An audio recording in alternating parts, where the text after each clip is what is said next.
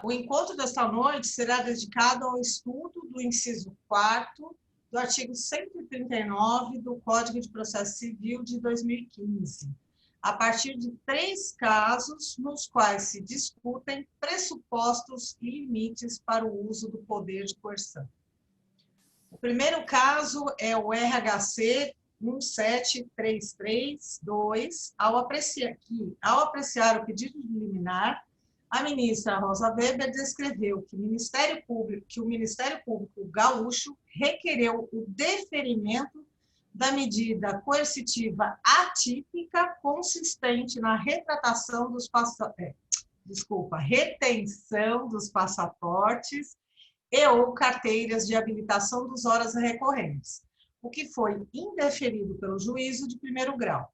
Interposto agravo de instrumento, o Tribunal de Justiça do Estado do Rio Grande do Sul deu-lhe provimento para determinar aos executados Roberto de Assis Moreira e Ronaldo de Assis Moreira o depósito de seus passaportes. A questão, então, foi submetida à apreciação do Superior Tribunal de Justiça, que denegou a ordem no HC 478-963, por não vislumbrar ilegalidade ou abuso de poder na imposição da medida coercitiva atípica questionada.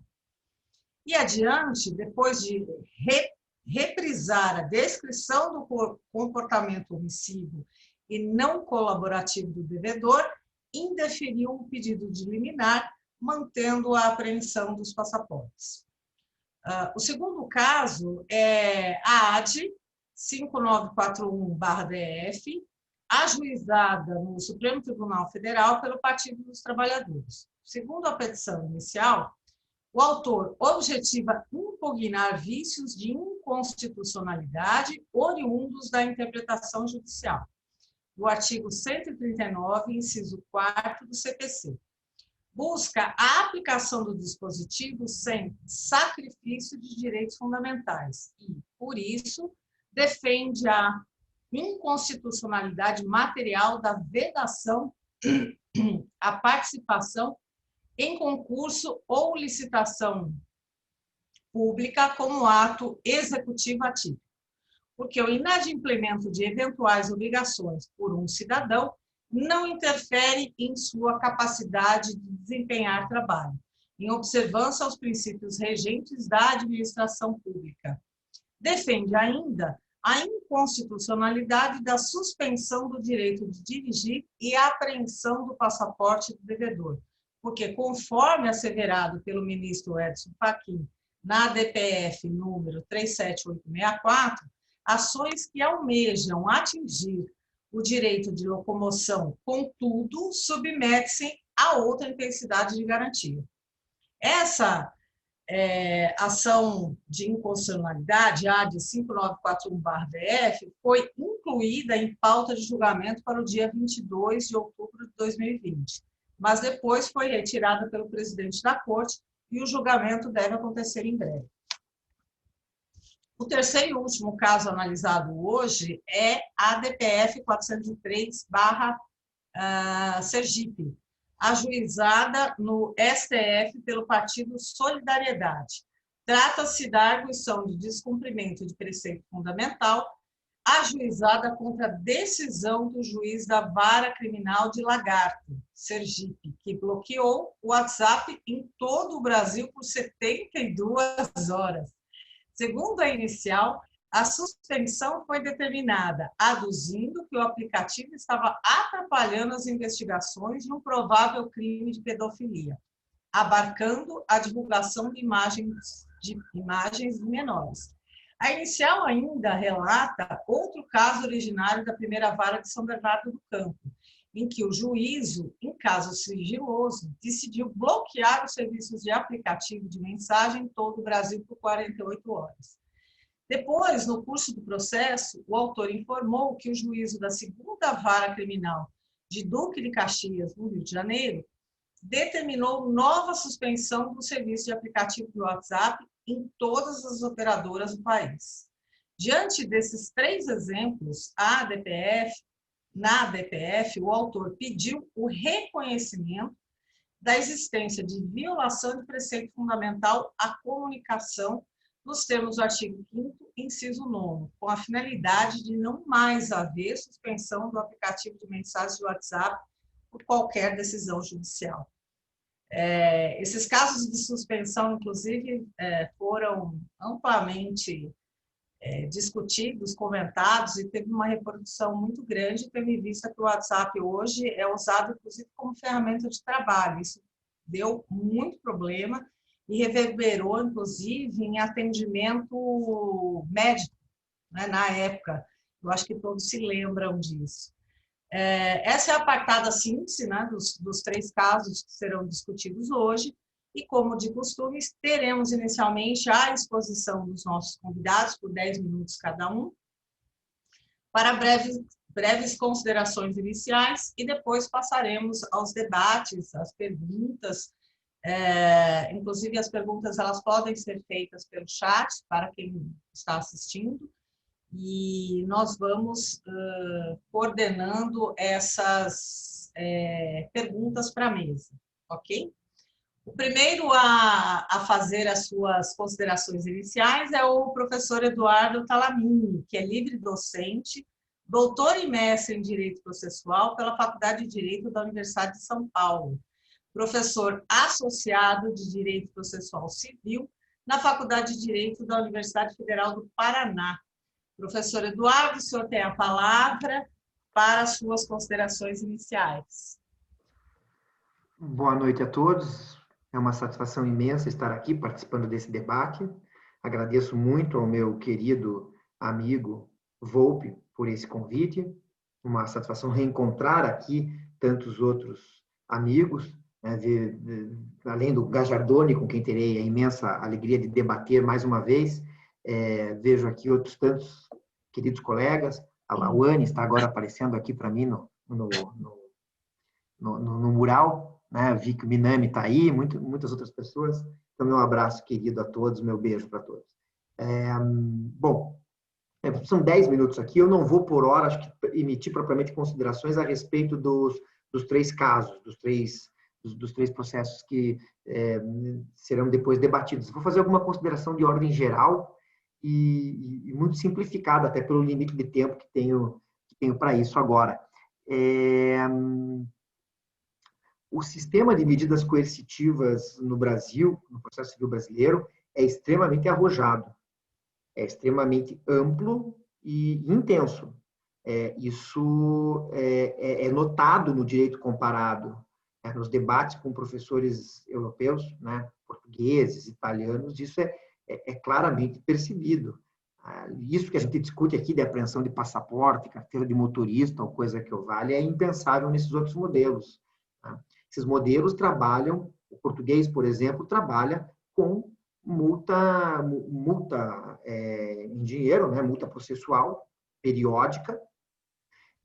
Já faz um bom tempo, antes mesmo de nós termos um modelo desses tão amplo como nós temos, eles já trabalhavam com isso. O italiano tem um modelo muito mais tímido que o nosso, que agora está se aproximando do modelo que nós tivemos até 1994, eu ousaria dizer.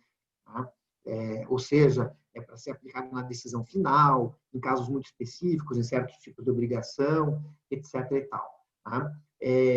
Mas tem o direito alemão, que é sempre citado, o direito alemão. O direito alemão tem um modelo de multas também e permite o emprego da prisão para uma situação muito excepcional mesmo. E depois eu posso até apontar qual posso até adiantar agora, tem a ver com desobediência do réu devedor em apresentar claramente qual é o seu patrimônio, disponibilizar com clareza para o judiciário qual é o patrimônio que efetivamente possui.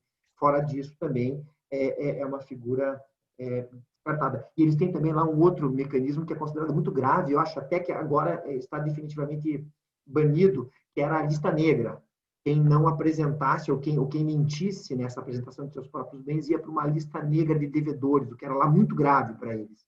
Era muito prejudicial para a atividade econômica ou pessoal de alguém. Então, são modelos que trabalham em limites mais restritos.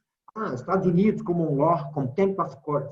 Claro, ela existe como uma figura híbrida, civil e penal, que, portanto, cumpre em certa medida, o papel que aqui no Brasil é cumprido, ou deveria ser cumprido, pela tipificação do crime de desobediência, inclusive. Não, ela não é só isso, mas ela também é isso. Mas, seja como for, em execução de pagamento de quantia, não se usa também nos Estados Unidos nenhum tipo de medida coercitiva para impor o próprio pagamento.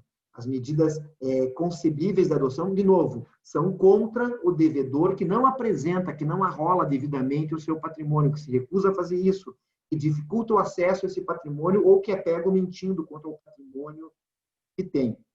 Então, dito isso, a gente tem que ver onde é que a gente vai se inserir nessa história toda.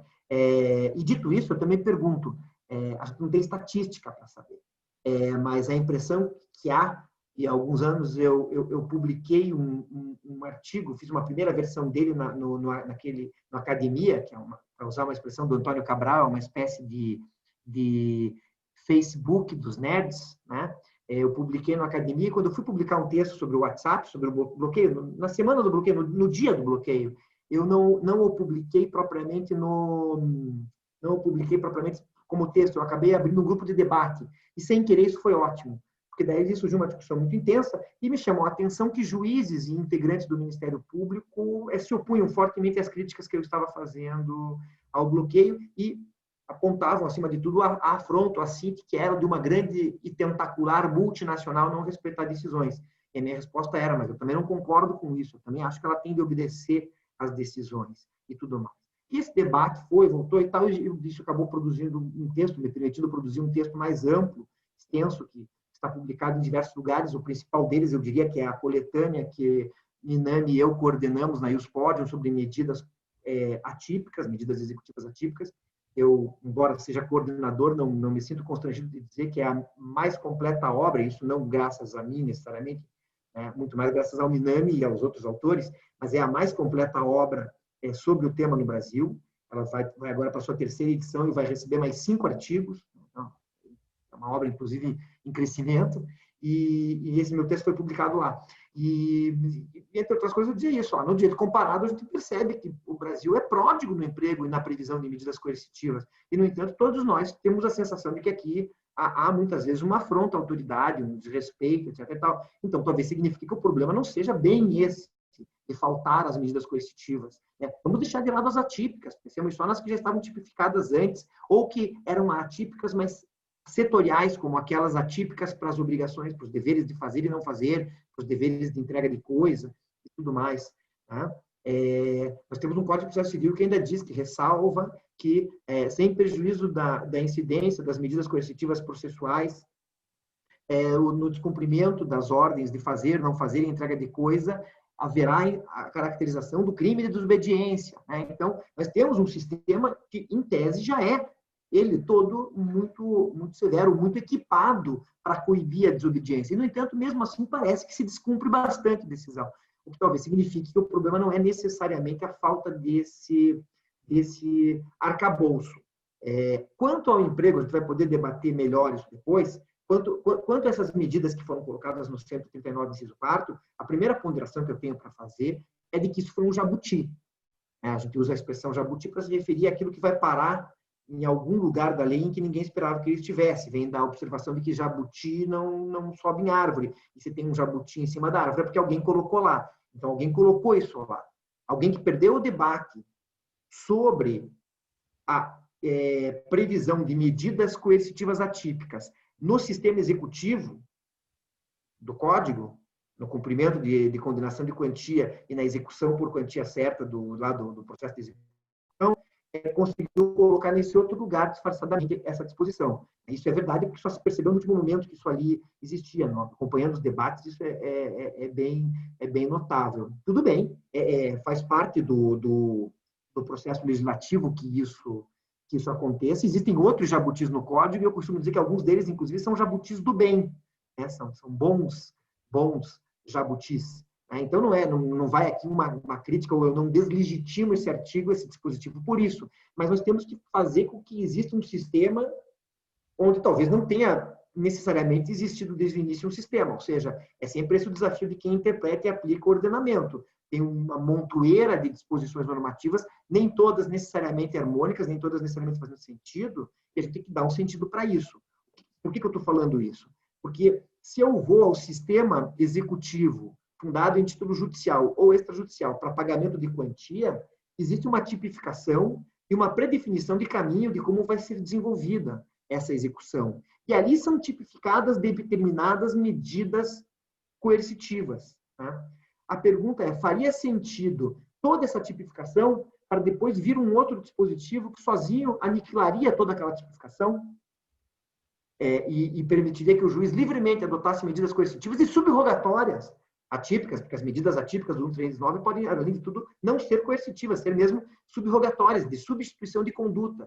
Né? Qual seria o sentido desse sistema? Isso me lembra um pouco, né? Se fosse assim, se desse para ser desse jeito, me lembra um pouco uma brincadeira que a gente faz com criança, para você fingir que você consegue adivinhar o que ela está pensando. Então, se manda ela ir fazendo uma conta, ela pensar em qualquer número, e manda ela ir somando, soma mais 2, tira 3, soma mais 2, multiplica por 2. Num dado momento da conta, você manda ela multiplicar por 0, daí ela zera a conta dela. E a partir dali você vai dando novas operações para ela fazer e vai acompanhando junto com ela. E daí você vai acertar o número no final, porque uma hora você zerou aquela conta. Com o devido respeito, aplicar o 139, inciso 4, como alguns propõem, ele incide em tudo e é isso mesmo, é mais ou menos essa brincadeira. Eu teria lá um sistema todo tipificado, e uma hora eu mandaria zerar tudo e fazer do meu jeito, né? Do jeito de cada juiz e tudo mais. Então, não me parece que possa ser assim. A gente precisa encontrar um sentido, precisa fazer com que exista um sistema. A solução que eu proponho... Bom, e para fazer, não fazer em entrega de coisa, quando estamos diante de sentenças que impõem fazer, não fazer entrega de coisa, isso não é um problema. Não há aqui nenhuma antinomia, nem aparente, porque esse sistema específico, nesses casos, já contempla expressamente o emprego de medidas coercitivas e subrogatórias atípicas. Já contemplava no Código Interior e continua contemplando. Então, não é aí o meu impasse. O impasse é na execução para pagamento de quantia, que não trabalhou assim, que não foi formulado, não foi tipificado nesses moldes. Qual a proposta de solução para esse impasse que eu tenho? E não é muito diferente da do Volpe, me parece. É reconhecer que o campo por excelência de incidência dessas medidas atípicas, que afinal estão previstas lá, e se não forem inconstitucionais, não me parece que sejam pura e simplesmente inconstitucionais, elas têm que ser adotadas. O campo de incidência delas não é propriamente para direta imposição da obrigação de pagamento de quantia, mas sim para a imposição dos deveres acessórios de cooperação que o executado tem que prestar em face da jurisdição. Até porque esses deveres são objeto de ordens do juiz. E aquelas medidas do 139 devem ser aplicadas às ordens judiciais. Essa é a expressão usada, e não a pura e simples condenação sem força mandamental. Então, não me parece fazer sentido combinar uma medida coercitiva atípica diretamente para fazer o sujeito pura e simplesmente pagar. Agora, eu posso combiná-la para que ele me apresente claramente o patrimônio que ele tem e para que ele não oculte patrimônio. Tá? Vamos voltar a isso, especialmente no caso lá do Ronaldinho. Tá? Mas acho que essa é uma solução possível. Isso deixa o sistema com uma coerência suficiente, faz sentido, porque nesse caso o juiz verdadeiramente ordena ao executado que colabore, né? E, por fim, isso guarda uma razoável correspondência daí com os modelos de direito comparado, em que o rigor da adoção de medidas dessa natureza não se faz para impor simplesmente que o sujeito pague, porque às vezes ele não tem mesmo como pagar. Alguém vai responder, se ele não tem como pagar, é ele que peça a sua insolvência. Mas existe uma enorme zona cinzenta entre você ser verdadeiramente insolvente e você ter patrimônio, mas não conseguir transformar aquilo em dinheiro. Tá? Esse é o grande problema. Portanto, para quem não está escondendo o patrimônio, para quem, seja porque não tem, seja porque tem, mas não consegue imediatamente transformá-lo em dinheiro, não me parece que eu devo usar contra ele uma medida coercitiva atípica ou uma medida subrogatória atípica. Ela deve ser usada para aqueles deveres acessórios de conduta, em linhas gerais, né? Como princípio geral. Mas podemos pensar aqui em várias outras exceções e tudo mais. Por exemplo, nos alimentos. Nos alimentos eu posso até prender civilmente. Por que eu não poderia usar medidas coercitivas que sejam menos severas do que prender a pessoa? Daí lá é razoável. Mas como princípio geral eu diria isso. Eu não pude aqui, evidentemente, fazer uma precisa sistematização do que eu acho. Nesse livro que eu mencionei para vocês, eu tenho 2 ensaios, aquele sobre o WhatsApp e o outro que é uma proposta de sistematização, uma proposta detalhada e até um pouco complexa porque eu tentei mesmo minuciosamente examinar cada hipótese conforme a natureza da obrigação e a natureza do título. Então, eu remeto até ao que eu disse lá, mas aqui no debate eu vou tentar me explicar um pouco melhor do que eu disse, do que aquilo que eu falei até aqui. Tenho muito mais o que falar, evidentemente, todos nós temos, e deixo isso para depois, para os debates, porque eu já passei aqui em 3 minutos os 10 minutos que eu tinha para essa minha comunicação inicial. Muito obrigado. Agradeço ao professor Eduardo Talamini pelos esclarecimentos introdutórios. Eu acho que foi importante para que todos consigam se localizar na questão de fundo, né, da temática. E agora nós apresentaremos o segundo expositor da noite, que é o professor Fernando Cajadoni, que é doutor e mestre em Direito Processual pela Faculdade de Direito da Universidade de São Paulo, professor da Faculdade de Direito de Ribeirão Preto da Universidade de São Paulo e juiz de Direito. Então, com a palavra, o professor Fernando para seus esclarecimentos, sua exposição introdutória por 10 minutos. Bem, eu quero inicialmente desejar muito boa noite a todos que estão aqui participando. Quero agradecer o Volpe pelo generoso convite que me fez de estar participando desse projeto belíssimo, viu, Volpe? Já tive a oportunidade de falar até para outras pessoas e em público o quão importante é essa nova forma de estudar o direito no Brasil, que é estudar o direito a partir de casos, que é algo que é muito realizado em outros países, não só em países de common law, em países de civil law também. E a gente não tem esse hábito no Brasil, né? E o fato é que hoje, cada vez mais, não sei se isso é bom ou ruim, cada um tem a sua própria impressão, a gente vem fazendo doutrina em cima de precedentes, e não os precedentes têm sido feitos em cima da doutrina. De modo que eu acho extremamente importante uma iniciativa como essa, e eu cumprimento a ti e a todos os demais envolvidos nesse projeto, da gente discutir alguns temas interessantes, práticos. Pelo que eu vi, praticamente todos que você elegeu são temas polêmicos, né? Em cima de casos já julgados.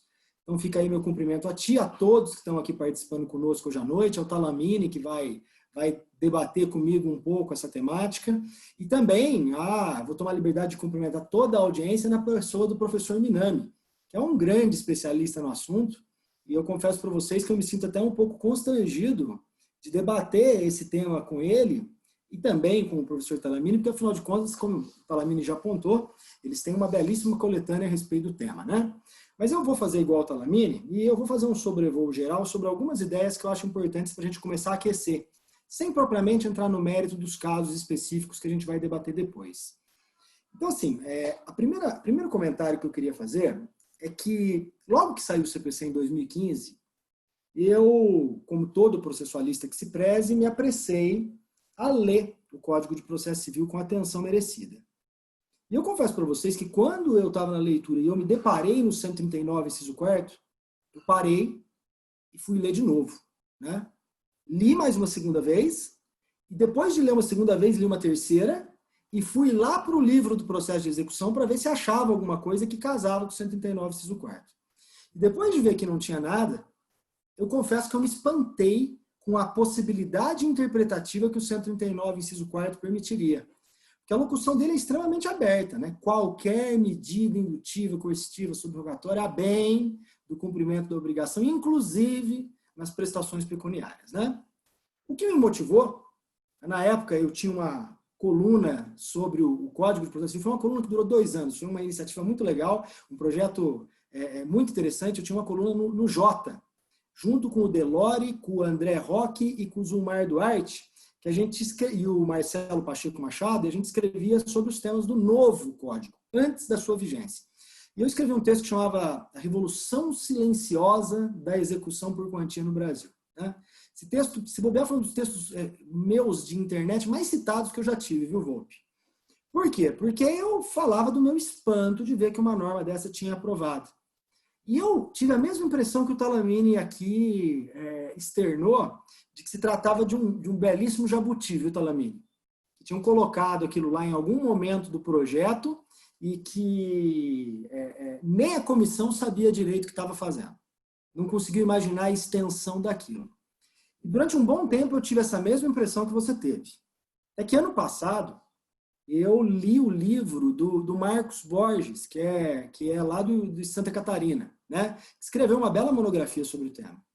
E ele fez um baita de um levantamento, olhando lá as audiências públicas, olhando o que tinha de registro dos debates do CPC, e parece que não foi assim, não. A impressão que ele passa no levantamento histórico que ele faz é de que a comissão sabia perfeitamente o que estava fazendo quando inseriu o 139, inciso 4º, exatamente ali. Talvez o fato de não ter sido inserido lá no capítulo da execução não tenha chamado tanta atenção do legislador para poder facilitar a aprovação. Mas não me parece que era algo de um ou outro membro que plantou para poder colher o fruto. Parece que era algo sabido. Ou seja, a comissão sabia o que estava fazendo. Agora, eu duvido que o legislador soubesse o que estava aprovando. Eu não tenho dúvida nenhuma quanto a isso. Porque eu acho que ele não conseguia visualizar as potencialidades positivas e negativas do dispositivo. Então, nós estamos falando de algo extremamente genérico, aberto e que permite interpretações que podem efetivamente, como eu nominei naquele texto, revolucionar a execução por quantia, ou podem literalmente comprometer a eficácia dos direitos fundamentais a partir do momento que se concede ao juiz um poder tão amplo e tão atípico de efetivação. Então, eu acho que esse é o primeiro comentário que eu queria fazer nessa abertura. Um segundo comentário, que eu acho que não pode ser descontextualizado, é que nós trabalhamos com medidas atípicas na execução no Brasil, pelo menos desde 1990. A primeira legislação que autorizava o manejo de medidas atípicas para o cumprimento de obrigações, embora naquela época era apenas para obrigação de fazer e não fazer, era o Código de Defesa do Consumidor.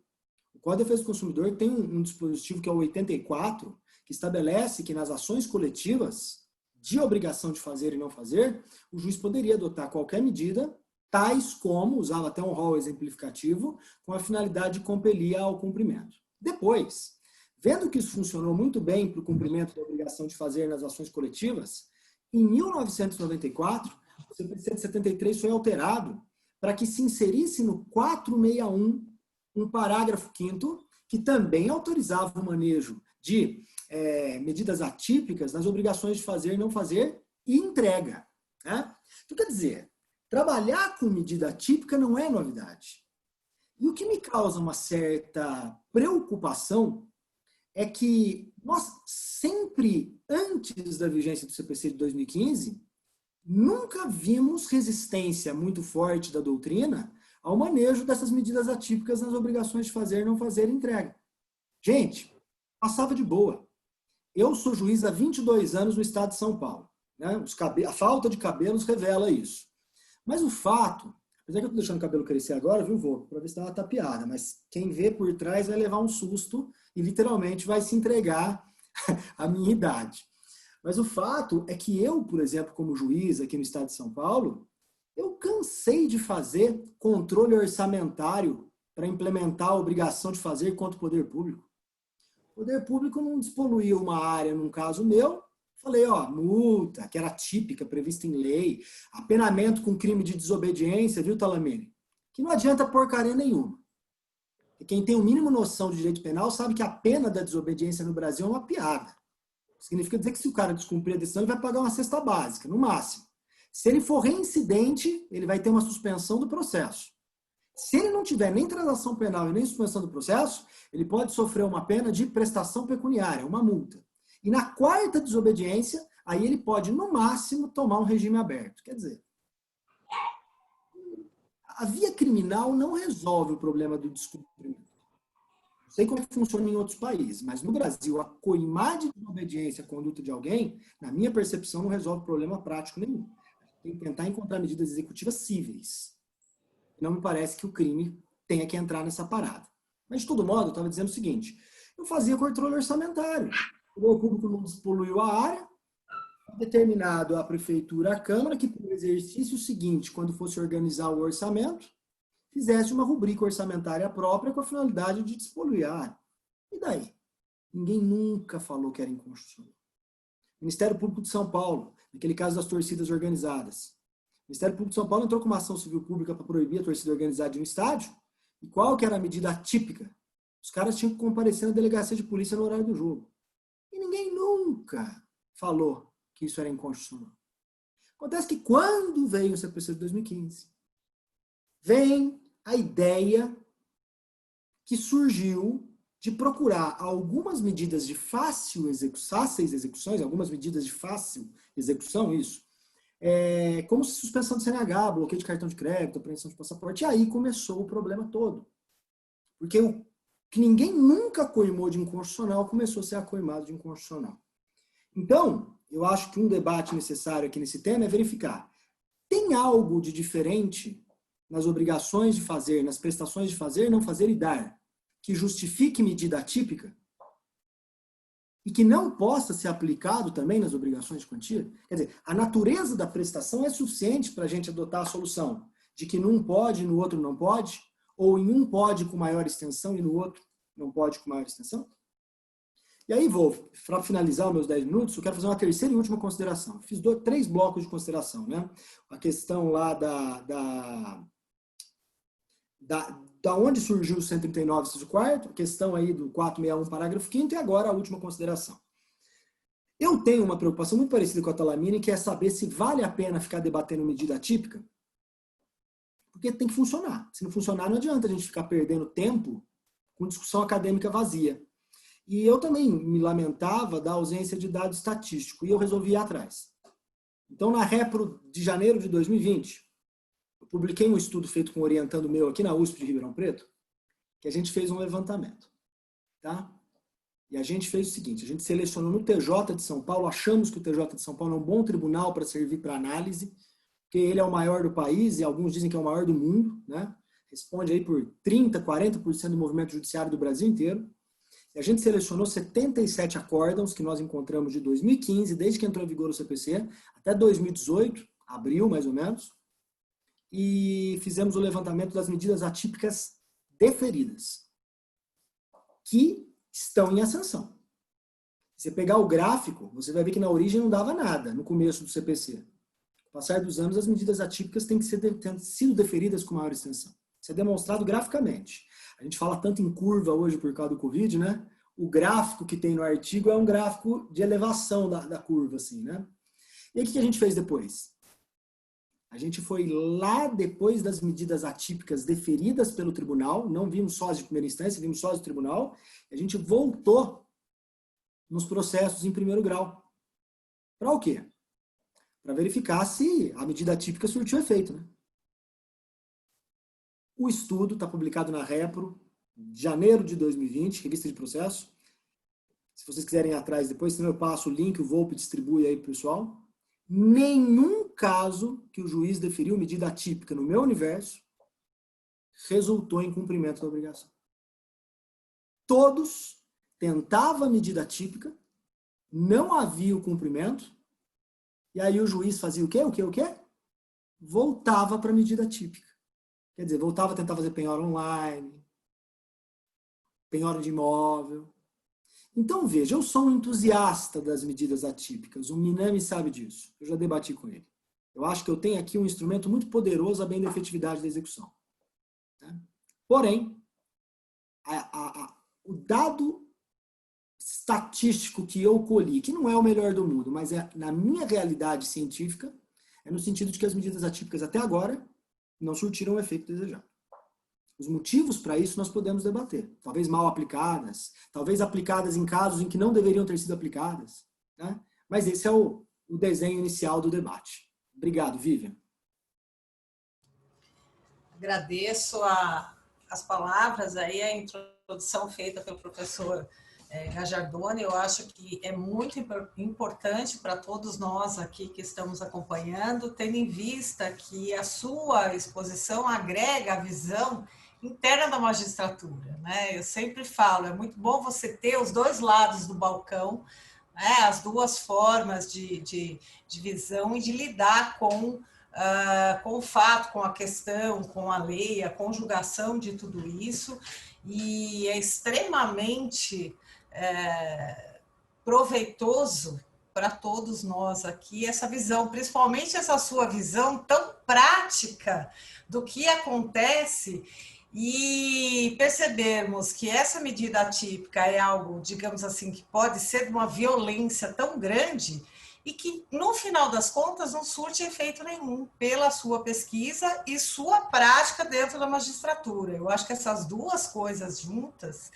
é um dado, assim, que eu diria quase que explosivo, né? Para aquele pessoal da comissão, que a impressão que me ficou, colocaram de má fé isso, né? Tendo em vista que os parlamentares não estavam percebendo, então se aproveitaram do momento para introduzir algo que teria um potencial grande aí digamos assim, ofensividade entre aspas, né? Quase que um salvo-conduto aí para que a magistratura fizesse o que bem entendesse. E no final das contas percebemos que na prática, pela sua visão, acaba não surtindo grandes efeitos. Bom, passado isso, só remontando um pouquinho o início, né? Eu comecei brincando com vocês, acabei esquecendo de me apresentar. Eu sou Vivian Gregory Torres, colega dos nossos palestrantes, né? Doutora pela Universidade de São Paulo, em Direito do Estado, professora do mestrado do Direito da Universidade Metodista de Piracicaba, estamos ali pertinho, professor Fernando, vou ver de visitá-lo em Ribeirão Preto assim que as coisas normalizarem. E desde a semana passada, professora no doutorado da Administração de Empresas, lá da Unimep também. Então, cumprimentar a todos, né? Eu comecei tudo ao contrário, né? Acabei esquecendo das, digamos assim, das formalidades. O professor Cláudio Lembro sempre brincava comigo que ele falava para mim, você é a pessoa mais sem protocolo que eu conheço, né? Já chega, já vai resolvendo, já vai fazendo, esquece o protocolo. Né? Eu vivia tomando puxão de orelha dele. Bom, passado esse protocolo que eu havia esquecido, então nós passaremos para os debates, e os debates será entre o professor Eduardo Talamini, o professor Fernando Gajardoni e o nosso professor da Federal da Mato Grosso do Sul, também, coordenador aí, organizador dos nossos encontros, Luiz Henrique Volpe Camargo.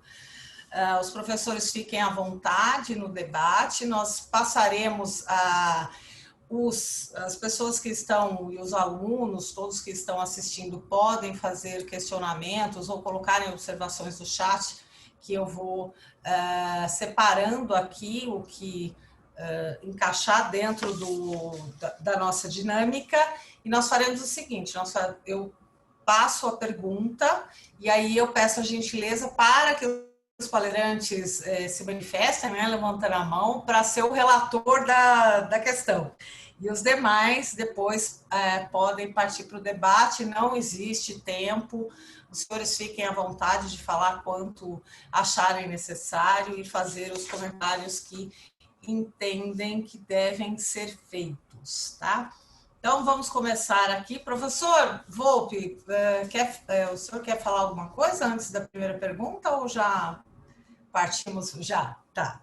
Ok. Bom, primeira pergunta que nós temos aqui para iniciarmos os debates, né? O ajuizamento da DPF 403 de Sergipe perante o STF se fundou no suposto abuso de poder e desrespeito por 3 juízes em 3 casos diferentes, das garantias constitucionais de liberdade de expressão, liberdade de comunicação e da proporcionalidade, pela imposição do bloqueio generalizado do WhatsApp, por entender que o bloqueio parece violar o preceito fundamental da liberdade de expressão, bem como a legislação de regência sobre o tema, e por considerar desproporcional a extensão do bloqueio a todo o território nacional, o ministro Ricardo Lewandowski deferiu liminar. Então, agora o questionamento, pergunto, o poder geral de coerção é ou não instrumento para a afirmação da autoridade judicial e de punição a quem afronta? Qual a natureza jurídica das medidas de coerção que podem ser legitimamente impostas a partir do artigo 139, 4º do CPC? É medida executiva indireta ou sanção civil de natureza material? Quem gostaria de iniciar como relator? O professor Fernando, ele iniciou alguma coisa nesse sentido, não sei se gostaria de dar continuidade. Eu posso começar, muito breve minha intervenção, para o Volpi e para o Talamini poderem, como diz, sambar nesse tema. Eu queria fazer só, na verdade é o seguinte, esse caso é um caso bem interessante, ele é um caso que permite a gente discutir aí as premissas da proporcionalidade, da razoabilidade na adoção das medidas atípicas, especialmente em vista dos impactos que podem ter para terceiros, né? Será que seria uma condicionante das medidas atípicas a decisão não impactar na esfera jurídica de terceiros? Porque nesse caso, do Lagarto ou Largato? Lagarto, né? Eu acho que é o município, né? A decisão era para poder compelir o WhatsApp a fornecer dados. E, na verdade, acabou atingindo o Brasil inteiro, né? Mas o comentário que eu queria fazer para a gente poder esquentar é o seguinte, esse caso, a gente está trabalhando em medida atípica. Mas esse caso não é medida atípica. É típica. Por quê? Porque o bloqueio de aplicativos, de provedores de aplicação e de conexão, ele tem previsão no Marco Civil da Internet, no artigo 12. E, portanto, as mesmas discussões que nós temos sobre proporcionalidade e razoabilidade da medida atípica, tem também na típica, que foi o que o Supremo Tribunal Federal decidiu nesse caso. Não é verdade? E aí, meus caros, eu queria... Já vou devolver a palavra para o Volpi e para o Talamini para a gente debater, mas vocês sabem que esse mesmo raciocínio tem sido utilizado aqui em São Paulo para não deferir, pelo menos no TJ de São Paulo, uma medida atípica que tem sido requerida. Eu já tive em processo meu essa medida atípica requerida, que é a de, já que o devedor não paga a obrigação, oficiar para a escola dos filhos dele particular para que os filhos sejam desmatriculados. Porque, afinal de contas, não, o inferno, o Talamini, é assim, o céu é o limite, o céu é o inferno, né? Para desmatricular o aluno, porque com o dinheiro da mensalidade, aí paga a dívida. Então, quer dizer, é mesmo sentido. Uma medida atípica pode atingir a esfera jurídica de terceiro de maneira mais ampla, no caso do WhatsApp, né? Mas também a esfera jurídica dos filhos do devedor, da mulher do devedor, da família do devedor. Acho que aqui dá para começar bem o debate. Posso prosseguir? Claro. Bom, primeiro, respondendo muito rapidamente ao objeto que tinha no final da pergunta sobre a natureza da medida, eu acho que ela é mesmo um mecanismo de executivo coercitivo, uma medida de coerção, como o próprio nome diz, né, aquilo que os antigos chamavam de medida de execução indireta. Ela não é propriamente medida punitiva, não é a sanção retributiva. É evidente que toda sanção é múltipla quanto às suas características. Então, a sanção criminal, que é eminentemente punitiva, retributiva, a simples perspectiva de eu ser apenado me faz pensar duas vezes, muitas vezes, para não fazer alguma coisa errada, né? Se não pela minha consciência, pelo medo de ser punido. Então, ela cumpre uma função que também é intimidatória, coercitiva. Eu ter que pagar uma indenização pesada por dano moral pode ter, para mim, uma função também educativa, que seria típica da função retributiva. Então, claro que nenhuma sanção, como nenhum objeto cultural, como é o direito, e as sanções são construções humanas, nenhuma delas vai ter puramente uma única essência, mas a essência preponderante aqui, eu diria, é de mecanismo de pressão psicológica, né? Claro, por ela se afirma a autoridade do Estado, por ela o sujeito que sofrer essa providência vai ter sido, no sentido leigo do termo, severamente punido e tudo mais. Mas não se pode perder de vista que o papel dela é fazer a decisão ser cumprida. E daí é muito importante o que o Gásio, o Fernando, tinha dito. Se isso não for eficiente, não adianta nada. Na época do primeiro bloqueio, o Zé Vicente Mendonça, professor de administrativo da UERJ, escreveu um brevíssimo texto, mas muito, muito bom e sempre muito divertido, como são os textos dele, dizendo que ele já tinha falado antes, no momento anterior, de políticas públicas insinceras, atos administrativos insinceros, leis insinceras, e que aquilo era um exemplo de decisão judicial insincera. O sujeito que dá no momento de fúria e raiva, mas ele sabe que ela não vai resistir. Ele sabe que aquela providência que ele está adotando ali É mais como um grito de desabafo dele, porque aquilo vai ser sustado pelo tribunal, dada a desproporção, né, que a medida assume. Então, ele não está pensando racionalmente em eficiência. Tá? Aqui no Paraná, no começo da Lava Jato, uma das primeiras quebras de sigilo que houve, que foi fundamental para a Lava Jato virar o que é, para a gente falar de Lava Jato sem precisar explicar o que é, era uma ordem da mesma natureza para poder ter acesso à conversa do WhatsApp. Ordem, portanto, dirigida à conversa do Facebook, sei lá o que é. O Facebook é o dono do WhatsApp, é isso. Era a ordem dirigida para o Facebook para liberar o WhatsApp. Era daquele principal delator, não vou dizer o nome dele, não para preservá-lo, mas porque eu não lembro agora qual era o nome do principal delator, que não o doleiro, o ex-diretor Paulo Roberto, né? Era para ter acesso àquele WhatsApp. O que é que fez, então, o juiz Sérgio Moro? Usou multa. A multa no começo não adiantou nada. Daí ele mudou a multa para o administrador do WhatsApp.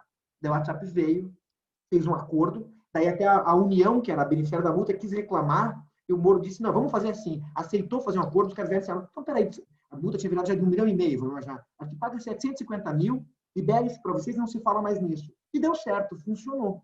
Ah, mas dispôs com esse dinheiro, né? Transacionou. Não interessa, deu certo. Obtiveram tudo aquilo. Isso deu resultado. Então, no meu debate do WhatsApp, eu debati muito com o professor Elton Venturi, que é do Ministério Público, minha principal ponderação era essa. A gente tem que, antes, tentar as medidas menos sacrificantes, que sejam mais eficientes. Eu brincava usando a seguinte imagem, é mais ou menos, eu tenho que entrar na casa, não abrem a porta para mim. Eu tenho aqui pendurado na cintura um molho, seria o certo, de chaves mestras. Em vez de eu tentar abrir antes com aquelas chaves que eu tenho, tem um vitral ali, um vitral lindo. Tá? Eu vou jogar uma pedra para entrar pela janela e quebrar aquele vitral, ou eu tento antes usar as chaves? Né? É mais ou menos, essa é uma questão de proporcionalidade nesse caso. A outra, que foi, a ideia que o problema que não é nem de proporcionalidade. O outro problema que havia aqui, que eu até chamei na época de desproporcionalidade subjetiva, mas foi só um jogo de palavras, porque é um problema que não é sequer de proporcionalidade, é um problema de erro quanto ao teu alvo. É você punir terceiros, como disse o Gajardoni a respeito de proibir a criança de ir para o colégio. O WhatsApp assumiu, entre nós, o que eu vou falar pode parecer exagerado, especialmente para aqueles que acham que a concepção de serviço público é uma concepção formal. Para mim, serviço público é essencialmente um elemento material imutável, de uma época para outra. O que era serviço público numa época deixa de ser em outra, etc. E tal. Um serviço como o WhatsApp assumiu o papel de um serviço público. Ah, mas ele não é concedido. Não, não é, porque os serviços públicos não precisam ser necessariamente concedidos. Isso vai depender muito da dinâmica do modelo de atuação. No momento em que as pessoas usam isso para marcar consulta, para vender produto, né, e tudo mais, na época, na primeira edição lá do texto que eu apresentei, eu apresentei notícias do mundo inteiro mostrando a relevância econômica que o WhatsApp tinha. Na terceira edição agora, por iniciativa própria, uma menina que é minha pesquisadora resolveu dar uma atualizada nisso, é ainda maior. Né? Então, imagina, se bloqueia um negócio desse, se bloqueia a vida das pessoas, elas que mudem para outro sistema. Não é tão simples assim e tudo mais, não é tão fácil, as pessoas às vezes não sabem nem fazer isso. Tá? Então, tinha um grave problema de erro quanto ao alvo também, além da desproporção. E razoável ineficiência, não sei o que aconteceu depois nesses processos. Será que o Facebook cumpriu? Será que adotaram outras medidas contra o Facebook? Porque essa não pôde ser adotada. Aqui no exemplo que eu dei, deu certo. Eu repito, a boa e velha multa processual acabou funcionando. O STJ já pacificou o entendimento da plena incidência do sistema coercitivo do CPC, e antes mesmo do 139, ele usava já o antigo 461, ao processo penal. Então, né, dá para pensar em outras medidas. Portanto, deixo bem claro, não estou defendendo a impunidade, a desobediência. A gente só tem de ver o que a gente vai usar para não fazer algo que seja sacrificante e não só desproporcional, mas injusto com terceiros. Eu queria usar a palavra, primeiro para agradecer o Talamini e o Fernando Gajardoni por aceitarem o nosso convite, agradecer a Vivian por mais uma vez coordenar os nossos trabalhos e agradecer a presença do público presente na pessoa de 3 queridos amigos, né? Um amigo local, o Heitor Miranda Guimarães, que ao final vai colaborar aqui com um questionamento aos professores, e 2 das maiores autoridades do tema no Brasil, Marcos Minami e o Olavo, professor aqui da casa que acabou de entrar, deu um jeitinho lá, foi muito camarada, fez um bem bolado na PUC e entrou aqui para dialogar conosco. Bom, obrigado então pela presença de vocês e de todo o público aqui presente. Eu quero fazer 2 comentários breves, né? O primeiro em relação ao processo legislativo, que aqui foi comentado tanto por todo mundo, né? A versão que a gente tem no código hoje, ela surgiu na comissão de juristas. Ela passou pelo Senado incólume, no Senado 1 passou incólume. Na Câmara, ela foi desidratada e por algum período se queria retirar obrigação pecuniária, a parte final após a vírgula, e depois, quando voltou para o Senado 2, houve a restauração da versão original. Então, isso foi uma ideia da Comissão de Juristas que se tornou lei exatamente como começou. E eu vejo essa iniciativa com muito bons olhos, né? Eu sempre fui entusiasta disso. Eu me lembro uma certa vez, Gaja, não sei se você se recorda disso, a gente estava num grupo desses que a gente participa junto aí, e aí muitas pessoas naquele começo falando, o Código dos Advogados, o Código dos Advogados, o Código dos Advogados, eu disse assim, olha, quem diz que é o Código dos Advogados, leia o 139.4, que ele outorga um poder ao juiz nunca visto nessa dimensão nas obrigações de pagar a quantia. Então, isso aí foi colocado de uma forma deliberada, de uma forma organizada ali nos poderes do juiz e que passou a servir a todo o código, né? Em especial lá as obrigações de pagar a quantia certa.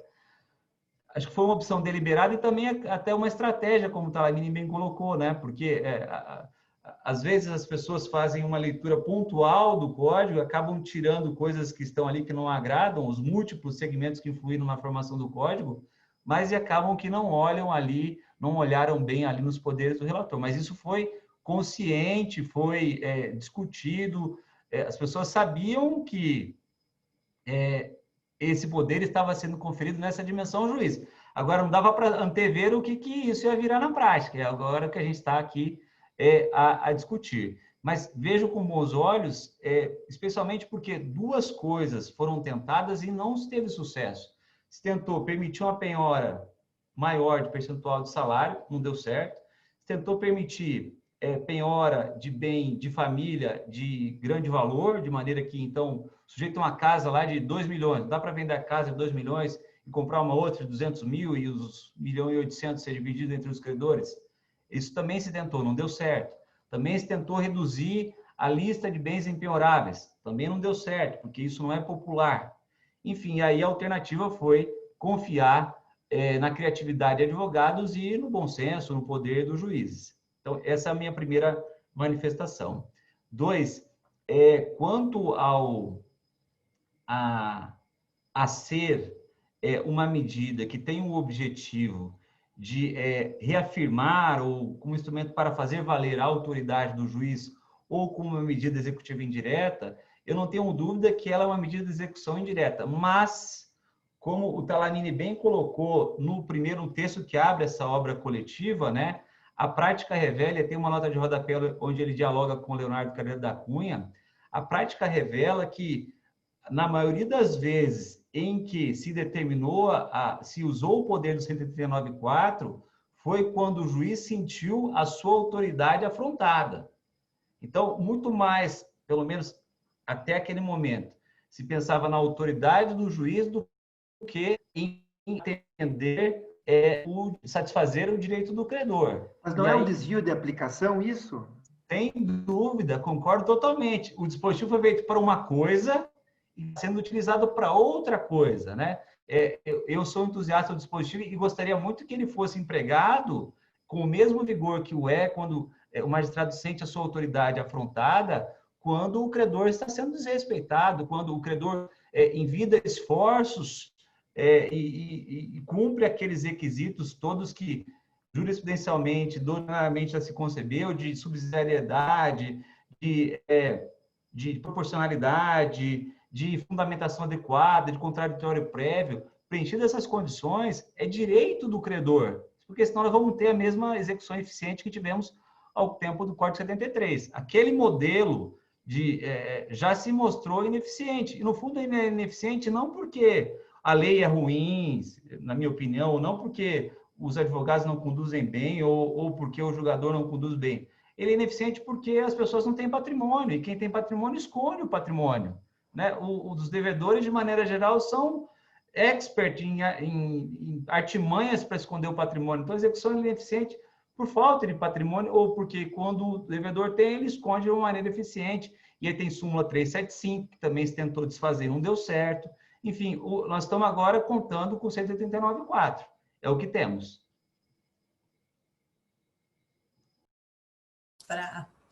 Alguém mais quer se manifestar a respeito desse tema? Senão... Desculpa, eu só queria fazer um pequeno reparo só. Eu concordo com o Gajardoni que o marco da internet, o marco regulatório da internet, tem uma tipificação de bloqueio de serviços, mas aquilo está inserido dentro de um devido processo administrativo específico ali, que não foi observado nesses casos. Então, assim, foi pensada a medida que está tipificada em algum lugar e usada em outros termos. Eu até estava tentando encontrar aqui a passagem do texto em que eu me propunha a fazer esse cotejo, para mostrar como é a ideia do Araquém, né? Oi? É a ideia do Araquém. Você não aceita a tipicidade, aceita a tipicidade desde que você pegue um meio típico em outro canto e jogue onde você quer aplicar. Mas eu não sei se ele concordaria com isso, né? Porque o Araquém não tem concordado com nada disso. Não concorda com nada disso. Na linha do que o Gaja falou, ele está propondo agora a inconstitucionalidade do bom e velho sistema de coercitivas e atípicas para fazer e não fazer, que é uma coisa que, como disse o Gajardoni, está consolidado entre nós há 25 anos, 30. Talamini, eu peguei até o dispositivo aqui para ler novamente, para a gente ver se a gente chega num consenso. O 12 do Marco Civil, ele fala que, sem prejuízo das demais sanções civis, criminais ou administrativas, as infrações às normas previstas no 10 e 11 ficam sujeitas, conforme o caso, às seguintes sanções aplicadas de forma isolada ou cumulativa. Ele não fala que é aplicado... Tá, mas vamos lá, aqui, eu vou ler um pedaço do meu texto. Aí diz assim, as sanções do 12 aplicam-se às infrações, às normas previstas do 10 e 11. Esses dois dispositivos regulam essencialmente o direito de privacidade e a intimidade dos usuários. Então, eles seriam sanções para proteger usuários, bloquear o serviço quando o serviço está afrontando privacidade e intimidade. E daí não é o caso. Aqui, no marco, faz sentido porque é para proteger justamente o usuário. Esse que é o meu ponto. Não é uma literal aplicação do marco regulatório. Veja lá. Né? Talamini, me permite? Mas é tratamento de dados, Talamini. Desculpa, Volpe. Eu entendi o seu ponto, tá? Eu não sou nenhum expert em marco civil da internet. Eu aplico ele dentro dos meus conhecimentos. Mas quando ele fala que no 11, que é o 12 aplica quando violar o 11, concorda comigo? O 12 aplica quando violar o 11. O 11 fala que aplica o 12 quando, parágrafo 3º, os provedores de conexão e de aplicação não prestarem, na forma da regulamentação, informações que permitam a verificação quanto ao cumprimento da legislação brasileira. Mas daí eu tenho uma resposta para isso. Coleta, guarda, armazenamento e tratamento. Mas legislação é muito genérico mas lá no 22, o dever de apresentação de informações por ordem judicial está no 22, e lá não se fez essa combinação. Entende? Não fez. Ou seja, não é tão redondo assim. Não é redondo. Seria, de qualquer modo, num processo administrativo, né, ou judicial, para esse fim. Não poderia ser algo incidente tanto, né? Assim, sei lá. Tá, Gajardoni, lendo lá a ADPF, quando o Solidariedade ajuizou, existiam 2 bloqueios. Depois, no curso do processo, outros 2. Mas depois surgiu mais um. Depois eu lembro que mais um. E desses 3, os 3 primeiros, né, 2 se fundavam no Marco Civil da Internet e 1 se fundava no 139. Então, a discussão é meio misturada, mas você tem razão, porque em 2 situações houve esse raciocínio que você fez e que o Talamini dá uma contextualizada e explica um cenário em que isso não seria possível no texto dele. Eu estava lendo há pouco até isso. Bem interessante. Só para a gente concluir essa pergunta, Vila, não sei se você vai passar para a próxima, mas deixa só eles 2 responderam, eu não respondi. Eu também concordo absolutamente com eles que o 139 inciso 4 não tem nada a ver com sanção civil de natureza material ou penal, como alguns vieram dizer. Porque eu já vi gente falar que o 139 inciso 4 é inconstitucional, porque ele implica em pena criminal, como é, por exemplo, suspensão do CNH. Na verdade, a pessoa não entendeu muito bem o conceito de medida coercitiva, né? Porque se o indivíduo, se fosse natureza de sanção civil de natureza material, o adimplemento não implicaria em inexigibilidade da sanção. Quando você, por exemplo, toma uma multa por litigância de má-fé, mesmo que você pare de praticar litigância de má-fé, você continua devendo. Né? E a medida atípica, se o caboclo desse aí, fornecesse os dados que eram requeridos pelo juiz, automaticamente cessaria o bloqueio do WhatsApp. Então, assim, acho que nós todos estamos de acordo que não tem nada a ver com sanção civil material. Que quem aplica com esse sentido, aplica erradamente a medida atípica.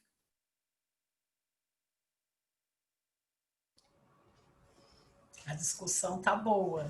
Dá até pena de trocar de assunto, né? Ainda mais quando nós falamos de questões de internet, tecnologia. Isso hoje em dia é algo que para todo mundo, ainda mais agora com todos trabalhando de forma remota, é quase que o ar que a gente respira, né? Sem ele não fazemos mais nada. Bom, para amarrar na questão que o professor Fernando comentou da determinação judicial no sentido de retirar os filhos da escola, porque aí sobraria dinheiro no orçamento para pagar a dívida, e essa questão que afeta muito mais as pessoas, né? E para colocar um pouco mais de fogo, então eu vou fazer um questionamento aqui, né? Então, na petição inicial da AD 5941, o autor defende que a suspensão da Carteira Nacional de Habilitação e do passaporte do devedor são medidas absolutamente desarrazoadas e desproporcionais. E defende que tais imposições se aproximam perigosamente do Instituto Romano da Obligatio Persona, em que aquele que devia... De vez em quando pulo aqui, eu não sei se é o meu computador que está com problema ou se alguém... é a apresentação do professor Luiz Henrique. É o Volpe que está fazendo isso. É o Volpe. Volpe, você está tumultuando, viu? Eu estou compartilhando vídeo para que as pessoas também possam acompanhar a leitura. Agora eu entendi. Eu falei, nossa, meu computador está com problema. Eu estou com vírus no computador. Como é que fala? É trauma da eleição. Bom, então vamos lá, né? Que perigosamente se aproxima do Instituto da Obligatio Persona, em que aquele que devia respondia com o próprio corpo, completando ainda que o sacrifício, para tanto, transcende o constitucionalmente admissível, no que toca ao núcleo essencial do direito fundamental à liberdade de locomoção. Em abono desta tese, em seu parecer, o Ministério Público Federal diz que o artigo 139, quarto do Código de Processo Civil de 2015 não pode ser utilizado para fundamentar a apreensão de passaporte, carteira nacional de habilitação ou restringir participação em certames ou concorrências públicas, porque comprometem o exercício da autonomia e da liberdade de contratar, de trabalhar, de ir e vir do devedor. Superam a dimensão patrimonial e sequer representam um resultado útil a quem titulariza o crédito. E arremata que o juiz não tem legitimidade no Estado de Direito para avançar sobre a liberdade do devedor de forma ainda mais severa que aquela definida pelo legislador. O Instituto Brasileiro de Direito Processual, por sua vez, defende em seu memorial, apresentado na AD 5941, que direito de locomoção não pressupõe locomoção motorizada, nem muito menos viagem ao exterior. Portanto, pergunta-se: quais os limites constitucionais de adequação, necessidade e proporcionalidade para a imposição de medida executiva atípica em favor do credor?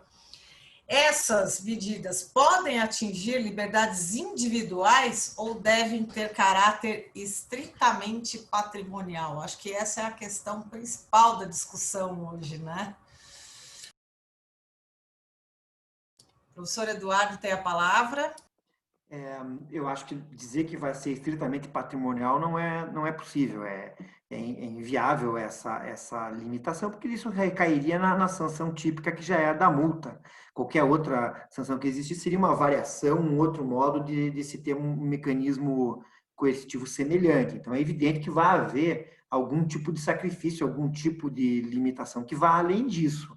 Nós já tínhamos isso, inclusive, antes do 139, é bom que se diga. Uma medida que já usada na prática, e eu já adotei como exemplo em mais de uma ocasião, o Ministério Público Federal, numa oportunidade, usou contra uma grande empresa estatal, não vou dar o nome dela, uma grande empresa estatal que se dedica ao ramo do petróleo, adotou contra ela uma medida pediu e o juiz concedeu numa liminar uma medida de contrapropaganda. Ela tinha acabado de se envolver num acidente e havia indicativos gerados por denúncias anônimas, provavelmente de empregados dela mesma, de um novo acidente.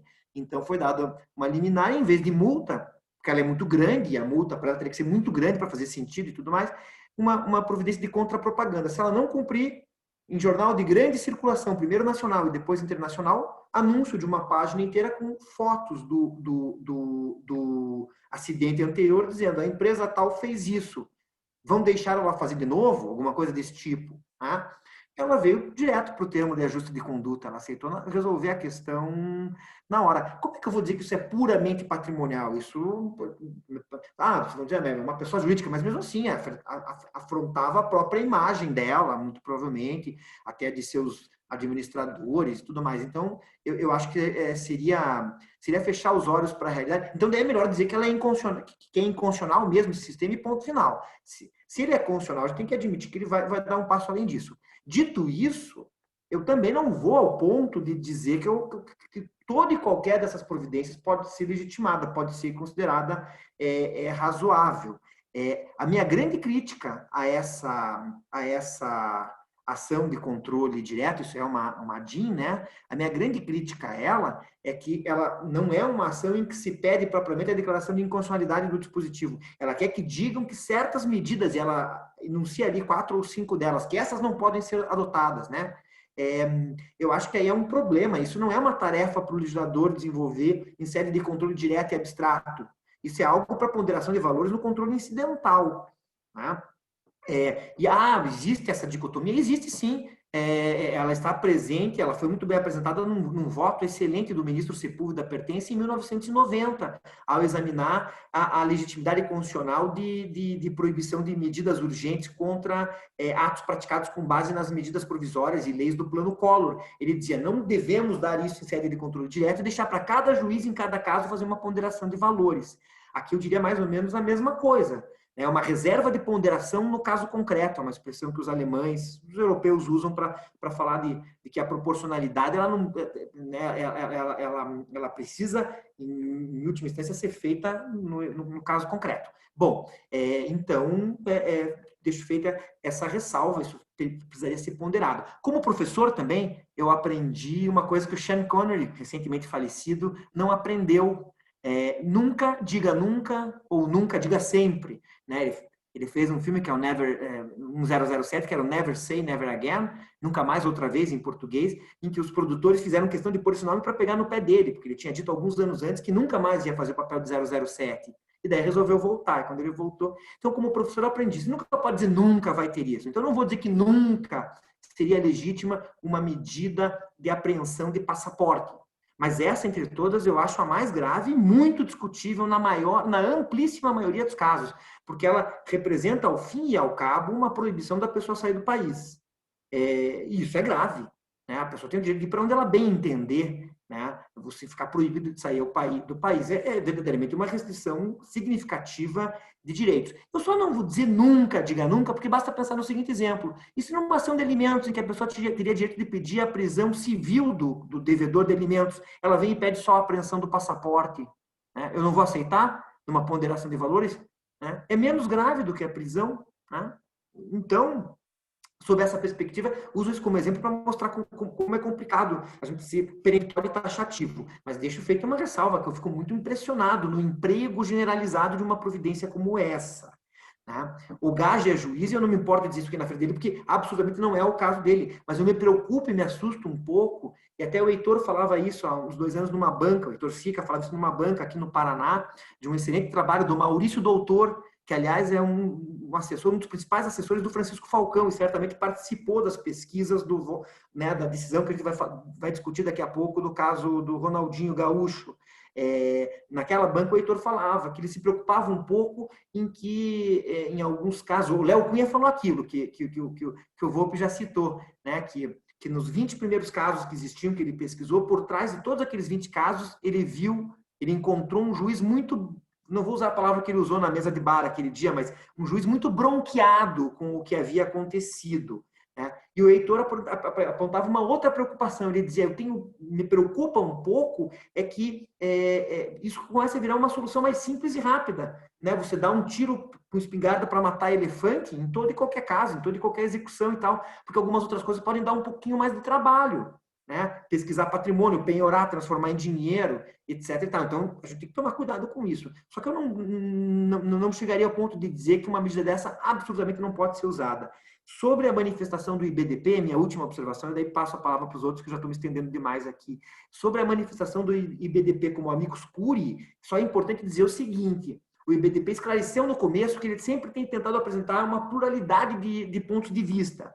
Que nesse caso específico já existiam 3 amici que tinham comparecido para peremptoriamente afirmar a inconstitucionalidade e que, portanto, ele se propunha ali a apresentar um outro viés. Então é importante também que diga isso, para que não se diga que o IBDP endossa plena e abertamente tudo. Inclusive, nessa manifestação, eu participei dela, nós incluímos a referência a essa necessidade de ponderação no caso concreto, para dizer mais ou menos algo do tipo, vamos tirar isso de uma DIN, vamos deixar para essas questões serem resolvidas caso a caso, pelo menos no primeiro momento, se depois for o caso de voltar, que se volte, daí então, talvez até com uma DPF, porque daí talvez não seja verdadeiramente um caso de ADIM, né? Como foi o caso do WhatsApp. O WhatsApp eu acho que foi justificável que houvesse a DPF, tinha que dar um basta naquilo, a gente não podia ficar mês sim, mês não, com bloqueio de WhatsApp, né? Então é isso, eu diria que sim, dá para afrontar direitos individuais, outros que não meramente patrimoniais, que isso vai ter que ser muito bem ponderado no caso concreto, mas que algumas medidas, como essa da pressão do passaporte, tem que ser a exceção das exceções. Eu consigo ver ela como substituindo uma prisão civil. Para outros casos, eu acho muito delicado o emprego. Posso falar? Fernando? Eu queria, antes de fazer comentários propriamente à pergunta e aos comentários do Talamini, eu queria revelar a todos aqui a minha mais absoluta inveja do professor Olavo, né? É uma inveja quase que cortante, porque afinal de contas eu vejo que depois dele se aposentar, até a pele dele é mais brilhante. Então, quer dizer, ele tem uma coisa que eu almejo um dia ter e não sei se terei, que é uma aposentadoria, né? Então eu quero cumprimentar você, viu, Olavo? Já cumprimentei o Minami também e dizer que eu me sinto honrado de participar do debate na presença não só do Talamini, do Volpe, de todos os demais, mas também na presença do meu ex-colega e amigo, professor Olavo, e também do professor Minami. Talamini, transmimento de pensação, porque eu, pessoalmente, quando vi essa pergunta, eu marquei aqui, ó, ADC4, porque, assim, em campo integralmente o que você falou. Não me parece que dê para a priori, tirando em casos extremos, né? Tipo assim, intimar o devedor sob pena de 15 chibatadas a revelar o patrimônio. Não dá para a gente pegar os casos absurdos, mas dentro de uma razoabilidade, dentro de um padrão normal de pensamento, não me parece que a priori a gente consiga estabelecer a inconstitucionalidade das medidas atípicas, principalmente essas que estão colocadas na DI. A gente tem que fazer o controle no caso concreto. E você fez muito bem ao lembrar essa DC número 4, que é a que discutiu a constitucionalidade da Lei 9494 de 97 e da Lei 8437 de 92, que tratavam aí, né, das limitações ao uso de liminares contra o poder público. E eu me recordo muito bem desse voto do ministro Sepúlveda Pertence, que ele dizia isso. Ele falava, olha, em princípio é constitucional. Mas aí no caso concreto, vamos lá ver se é inconstitucional. Porque, por exemplo, o pessoal fala muito que suspensão de CNH é inconstitucional. Né? E assim, com todo respeito, se suspensão de CNH fosse inconstitucional, o Código de Trânsito brasileiro inteiro era. Tem um monte de medida administrativa ali que é a suspensão de CNH. Né? Na verdade, não é inconstitucional a suspensão de CNH como regra. Você pode ter um caso que o caboclo é caminhoneiro, taxista, motorista de Uber, e que você mata a dignidade da pessoa humana ao cortar o ganha-pão dele. Eu tive um caso, aliás, eu tenho uma curiosidade. Eu sou entusiasta, tanto quanto você, das medidas atípicas, tá? Nunca deferi nenhuma. Porque em nenhum caso que eu tive até hoje, estavam presentes aquilo que eu entendo como sendo os requisitos necessários para a admissão. Mas eu tive um caso que pediram o bloqueio, a apreensão do passaporte. E, aliás, a gente fala apreensão do passaporte, mas não tem nada de apreensão de passaporte, tá? Você conversa, você oficia para a Polícia Federal lançar no sistema dela que a pessoa não pode sair do país. Não tem necessidade de apreender o passaporte. Eu tive um caso que foi pedida a apreensão do passaporte de uma mulher que tinha um monte de foto dela em Miami, em rede social, e ela não pagava a dívida. Eu só mostrava foto dela em rede social em Miami, comprando em loja. E aí a mulher foi ouvida antes de se apreciar o pedido, ela falou, realmente, eu vou para Miami uma vez por mês, porque minha profissão é sacoleira internacional. Olha que chique isso, né? Ela comprava enxoval fora do país para revender no Brasil. No caso, é inconstitucional também. Não tem como você apreender o passaporte. E eu tive a preocupação, na primeira edição dos comentários ao CPC que eu tenho lá com o Zumar, o Delore e o Roque, eu cheguei a falar igual o Talamini. Eu falei, essa medida de apreender passaporte é inconstitucional. Porque viola. E você sabe que na segunda e terceira edição... Isso, né? Fiel à lição que Sean Connery aprendeu, eu não cheguei a falar. Eu também cuidar de dizer... Você sabe que por conta disso que você ponderou, nas edições posteriores eu falei, não é extremo, é inadequado, mas não dá para prima facie falar que não cabe. E aí tem um último comentário que eu faço para passar para o Volpe, para responder a pergunta que não tem a ver com patrimonialidade, me parece que a proporcionalidade e a razoabilidade tem que ser aferida no caso concreto. Tem um juiz aqui de São Paulo, que a gente brinca aqui no estado de São Paulo, que ele é o rei das medidas atípicas. Não sei se o Olavo chegou a conhecer, ele chama Frederico Messias, ele é juiz em Santos. E ele, assim, é adepto quase da concessão oficiosa de medida atípica automática antes das medidas típicas, né? E ele conta de um caso, e obviamente que eu não compactuo com essa ideia, embora eu respeite essa luta que ele tem a favor da efetividade da execução, ele dá muitas palestras, fala bastante sobre esse tema, mas ele conta um caso que é engraçadíssimo, que ele fala que tinha um devedor lá também que não pagava de jeito nenhum e não revelava onde estava o patrimônio, que é uma preocupação tua e do Volpe. E que ele chegou e deferiu a medida de apreensão do passaporte, comunicou à Polícia Federal. E esse cara, um belo dia, foi para a Disney com a família. Né? Chegou no aeroporto ele, a mulher e os 2 filhos. E chegou lá no aeroporto, a Polícia Federal falou, o senhor não vai embarcar. O senhor tem um bloqueio de passaporte ordenado pela X-Vara de Santos, né? E aí ele, o Messias, brinca. Ele fala o seguinte, o que você acha? Que a família não viajou? Ou que a família foi embora e o pai ficou para trás? A família picou a mula. Foi para Disney, né? E ele ficou para trás, correndo atrás do juiz que nem um louco, para poder o juiz, diante da prova do pagamento, efetuar o desbloqueio para ele poder viajar 2 dias depois. Então, assim, não dá para falar que num caso desse, essa medida é inconstitucional. Pelo contrário, ela surtiu o efeito desejado. A pessoa não escondia o patrimônio. Tá? Mas, enfim, é esse o meu comentário. Eu quero aderir ao comentário dos colegas e só para os outros que nos assistem, né? O ministro Luiz Felipe Salomão, num recurso em habeas corpus, o 97876, um julgado que se tornou célebre há um tempo atrás, ele fez justamente essa distinção. Ele na ocasião, não permitia o bloqueio de passaporte, mas permitia o bloqueio de carteira nacional de habilitação e usava um argumento parecido ao que foi usado pelo IBDP, né, que o direito de locomoção, ele não pressupõe uma locomoção motorizada, né, aqui ele disse, a capacidade de ir e vir para qualquer lugar, desde que não faça conduzindo o seu próprio veículo, porque, a contrário do senso, toda pessoa que não tem carteira de motorista está proibida de ir e vir, absolutamente não é isso.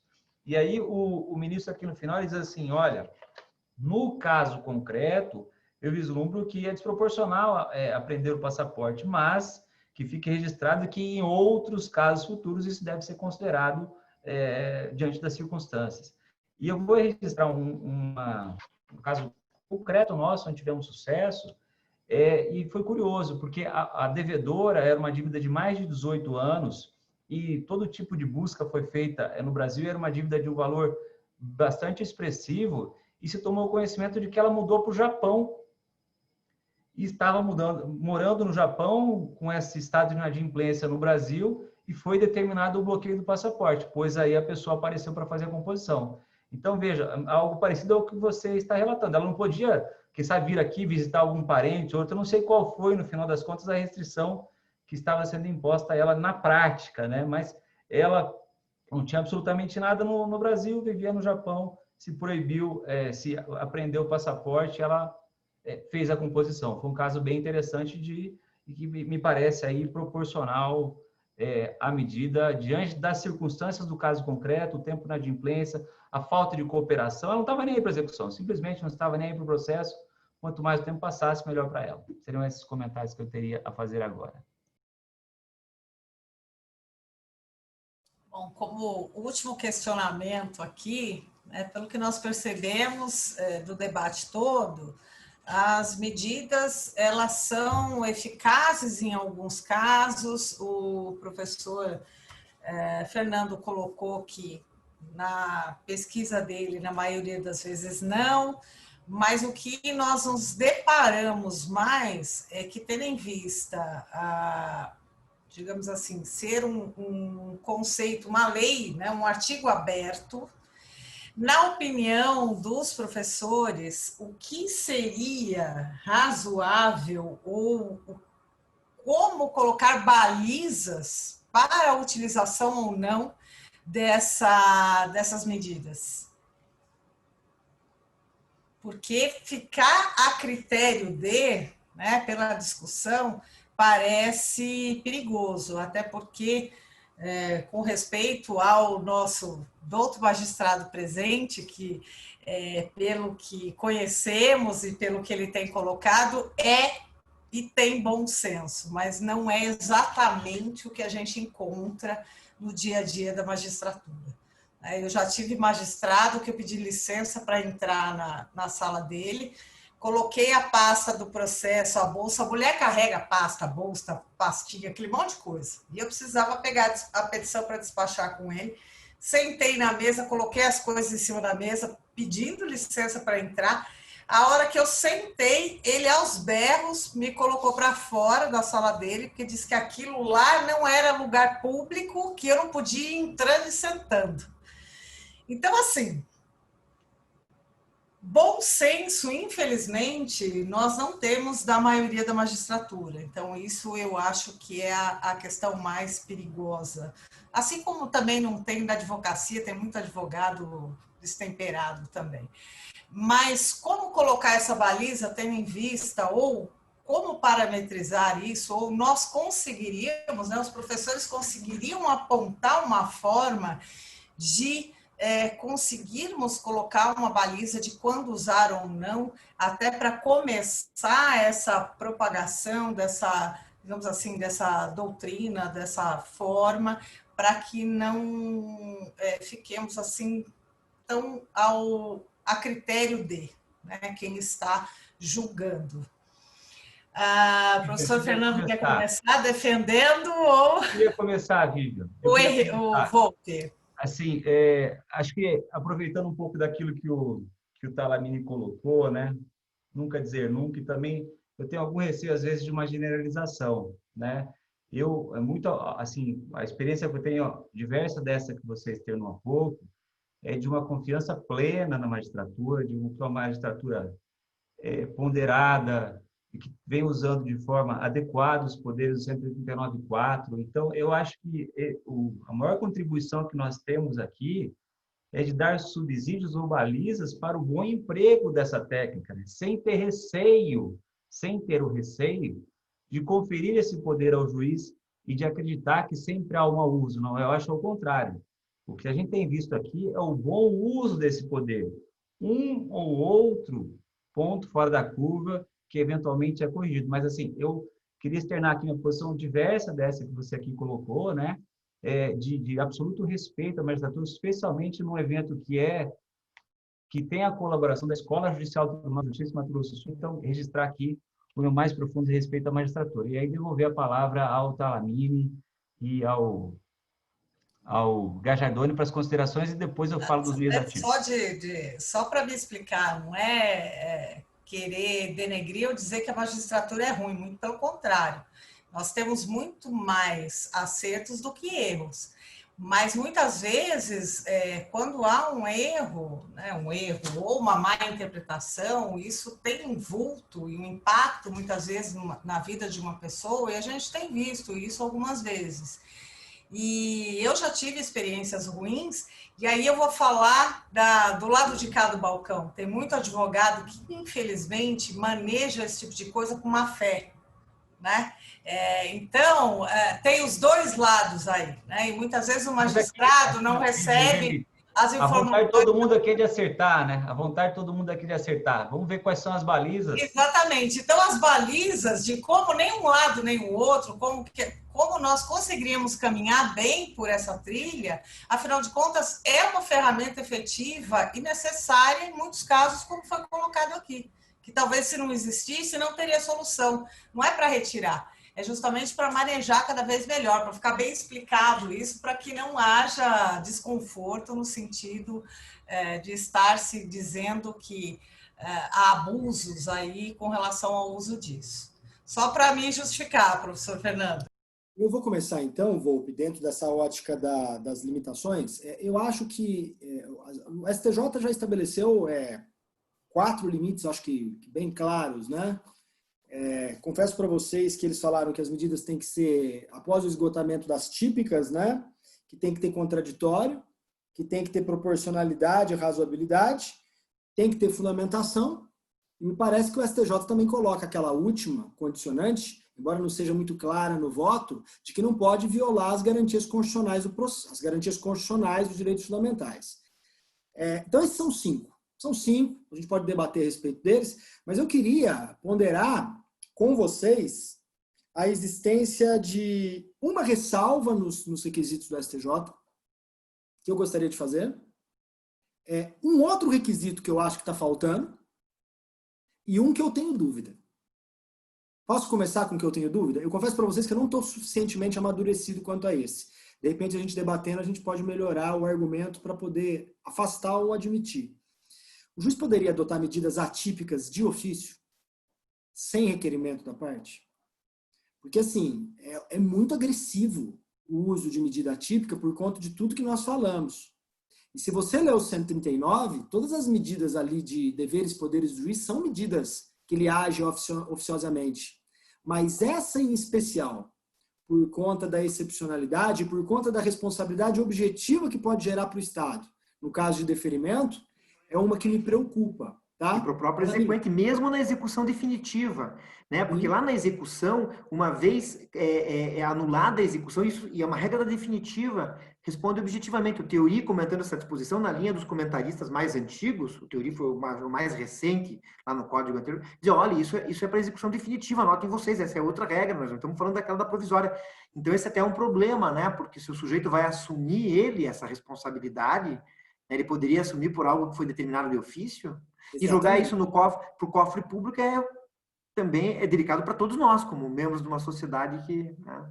Por isso que, Talamine, eu tenho muito receio. E nos julgados, em geral, que eu vejo sobre o tema dos tribunais superiores, eu não vi ninguém fazer essa ressalva. Então, assim, eu confesso para você que eu tendo a dizer que precisaria de requerimento. Mas não é uma questão fechada, pese o que o 139 autoriza a concessão de ofício. No mínimo, uma consulta, uma provocação do juiz, afinal o processo é dialógico, o juiz dizendo, que tal a gente usar isso? Você topa? Troca a responsabilidade, né? O Volpe, eu acho que o Olavo... Posso me manifestar? Bom, boa noite, né? Eu queria primeiro cumprimentar todos, Luiz Volpe, grande amigo, Talamine também, um grande amigo, me dou a liberdade de não dizer desde quando, para não nos deixar aí numa situação um pouco delicada, não é? Gajardoni, da mesma forma, um grande amigo, não é? Cumprimento a organização, pessoa da Vivian, estou vendo outros professores aqui, o Heitor, o professor Marcos Vinícius entrou agora, tem uma obra muito boa também sobre o tema, não é? Eu talvez seja suspeito para falar, porque É um tema que eu já venho tratando há muito tempo, gosto muito, né, desse tema, e também foi o tema aí da minha tese de livre docência, não é? E eu acho que é plenamente possível, nessa hipótese, o juiz conceder de ofício. Só que ele tem limites, não é? Ele não pode conceder a mais, ele pode conceder se a medida for mais benéfica. Ele pode até perceber que, num determinado caso concreto, aquela situação deve ser adequada. Particularmente, eu vejo como requisitos das medidas atípicas a necessidade e a pertinência. A medida tem que ser possível e tem que ser pertinente, a exata medida no caso concreto. Então, se ele percebe que a pessoa pede algo, por exemplo, mas que naquele caso concreto ele pode fazer adequação, me parece que é plenamente possível que ele haja desta maneira a menos. Não é? A mais me parece que não seria possível, mesmo porque nós temos exemplo aí com outras questões, não é? Que a jurisprudência já tem se consolidado a este respeito. A prisão, por exemplo, quando não se trata de prisão de alimentos derivada de pátrio poder, mas sim por ato ilícito, não é? O Tribunal de São Paulo, há muito tempo, já não admite esta forma de prisão, justamente por conceber que é uma medida mais gravosa. Então, a onerosidade é menor, pareceria uma justa medida, não é? E eu acho que é possível, sim, a gente ter também limites teóricos. Seriam limites objetivos, diretos ou indiretos, fundados ou na norma propriamente, ou no sistema jurídico, limites subjetivos. Aquele caso do WhatsApp, por exemplo, é um claro descumprimento ao limite subjetivo. Atingiu todo mundo, não pode. Não pode, porque é medida coercitiva, não é pena. Se é medida coercitiva, ela só pode ir contra aquele que é o responsável executivo. E nós não somos responsáveis executivos por um problema qualquer que eu tenha lá derivado de um processo no qual eu não sou parte, não é? Temos limites temporais, temos limites procedimentais. Então, eu acho que é possível, e de ofício também eu acho que seria possível dentro dessa situação. Mas me desculpem aí a manifestação, professor, como é que é? Fica coçando aqui, não é? E eu queria também falar para cumprimentá-los a todos, não é? É um grande prazer revê-los, não é? Muita saudade de todos vocês, não é? Das pessoas do tribunal não estou com tanta saudade, não, assim, viu, Gardoni? Estou mais tranquilo, não é? Mas quero parabenizar a professora Lauane, também entrou agora na sala, não é? Mais uma professora. Então, eu quero parabenizar aí pelas brilhantes colocações que foram feitas, viu? Tenho que voltar para a minha turma de mestrado lá, dei uma fugida, deixei a aula com o João, e nós estamos tratando de prova lá, eu tenho que voltar. Então, eu vou sair, mas queria transmitir meus parabéns, não é? Inclusive a organização, debates fabulosos, viu? Pena que foi numa terça-feira, não deu para eu entrar antes e vou ter que sair um pouco antes também. Mas quero desejar o meu abraço a vocês, um abraço fraterno a todos vocês. Olavo, meu querido, eu agradeço a gentileza de você participar do nosso encontro, você que vai ser debatedor no nosso 10º, né, o último dessa primeira rodada, nosso colega da Federal, muito obrigado pela sua presença. E também cumprimento o Marcos, né, por se a gente tivesse combinado tanto, não teríamos reunido tanto essa constelação de colegas que gostam e estudam o tema. Muito obrigado também, Marcos. Também tem aula lá, mas a gente falando por mensagem, fique à vontade aí, Marcos, para manifestar ou fazer uso da palavra um minutinho. Tchau, gente. Tudo de bom para vocês. Muito obrigado, viu? Abraço, que satisfação. Até mais. Um grande abraço. Você ainda Forte que abraço assim. a todos. Até mais. Só para dar um oi para vocês, Volpe, parabéns pelo evento, já te coloquei pelo WhatsApp aí, quase 80 pessoas falando desse tema tão legal, essa verdadeira constelação que eu estou vendo na minha frente aqui, de processualistas, professores e professoras, né? Eu estou na mesma lógica do professor Olavo, dei a primeira aula, dei uma escapadinha agora a pedido do Volpe e já vou ter que sair também, mas parabenizo as explanações que eu vi aí, sobretudo o Volpe e toda a organização, por trazer esse debate, que por óbvio eu sou suspeito para falar desse tema, que por óbvio eu sou suspeito para falar, mas nesse formato, Volpe, porque pelo que eu vi eram casos específicos, falando lá principalmente da ADI que está no STF, que estava pautada, mas agora saiu de pauta, né? Não sei se já falaram sobre isso, atravessaram uma petição, né? O núcleo do Ministério Público, então acredito eu, pelo menos no meu achismo, que não teremos julgamento esse ano. Só para dar um grande abraço a todo mundo e cumprimentar a Volpe, parabéns, amigo. Bom, deixa eu colocar minha opinião, Gaja, sobre a sua colocação. Eu tenho alguma dificuldade em achar que pode ser de ofício, sabe? Eu fico com essa dica do Talamini aí de cooperação, né? Puxa, quem sabe, né? Essa ou aquela medida, o juiz dá uma dica, né? E aí, havendo o requerimento, o juiz implementa, porque tem a questão, se isso traz consequências outras, depois gera uma reparação de danos, quem vai responder? É o credor ou é o Estado? Aí esse é o X, né? Essa dica acaba sendo assim, né? Se o juiz dá a dica, o cara fala, não quero sua dica. Ele sabe que não vai acontecer, né? Mas eu acho que é um bom caminho. O outro requisito... Inclusive para legitimar algumas outras construções que nós temos feito, porque também o nosso processo é bem esquizofrênico. Ao mesmo tempo em que há todo esse discurso agora com essa rigidez e rigor das medidas atípicas, nós recentemente adotamos uma série de orientações jurisprudenciais, inclusive revendo alguns aspectos pontuais, para, por exemplo, ser mais severo com o credor na prescrição intercorrente, na execução. Né?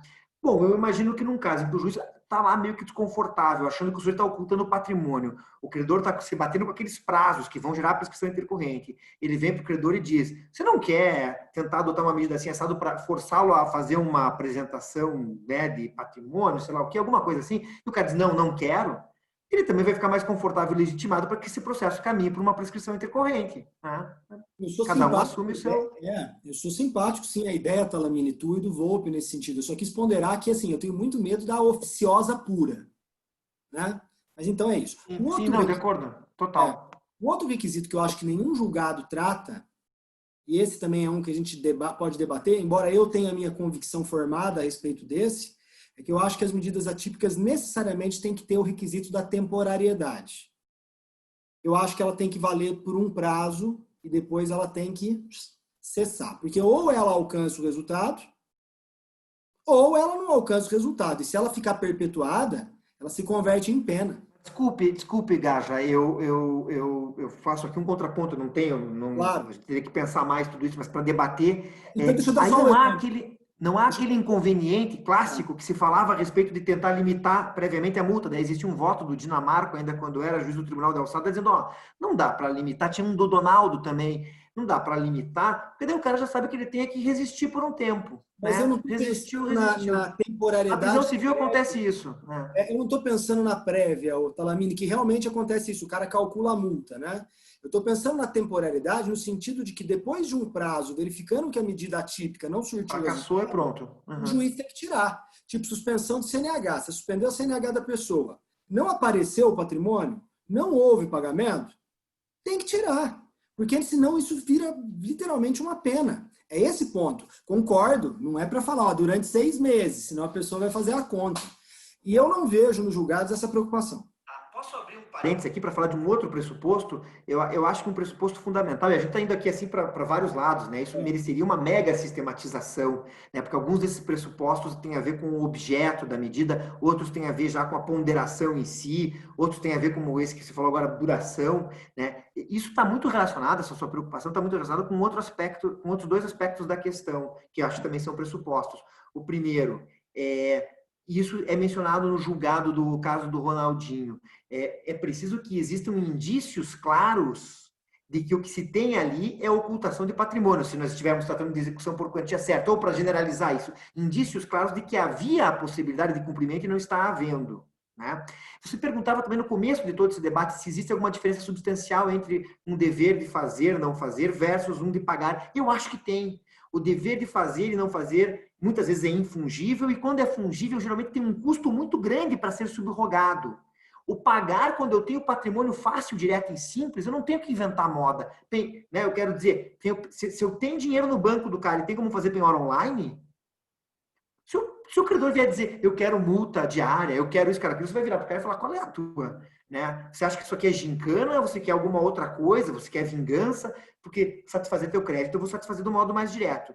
Então, esse também é um pressuposto fundamental. Não vou dizer que sempre seja a primazia dos meios típicos. Há um certo exagero e uma infactibilidade concreta nessa área, tem que ir pelos meios típicos. Os meios típicos, não dá para exaurir todos. Agora, é evidente que quando é manifesta a viabilidade de uma medida subrogatória mais simples e direta, eu não vou adotar uma coerção. Eu costumo dizer, não é novo isso, é daquela reforma de 2002, entrega de coisa.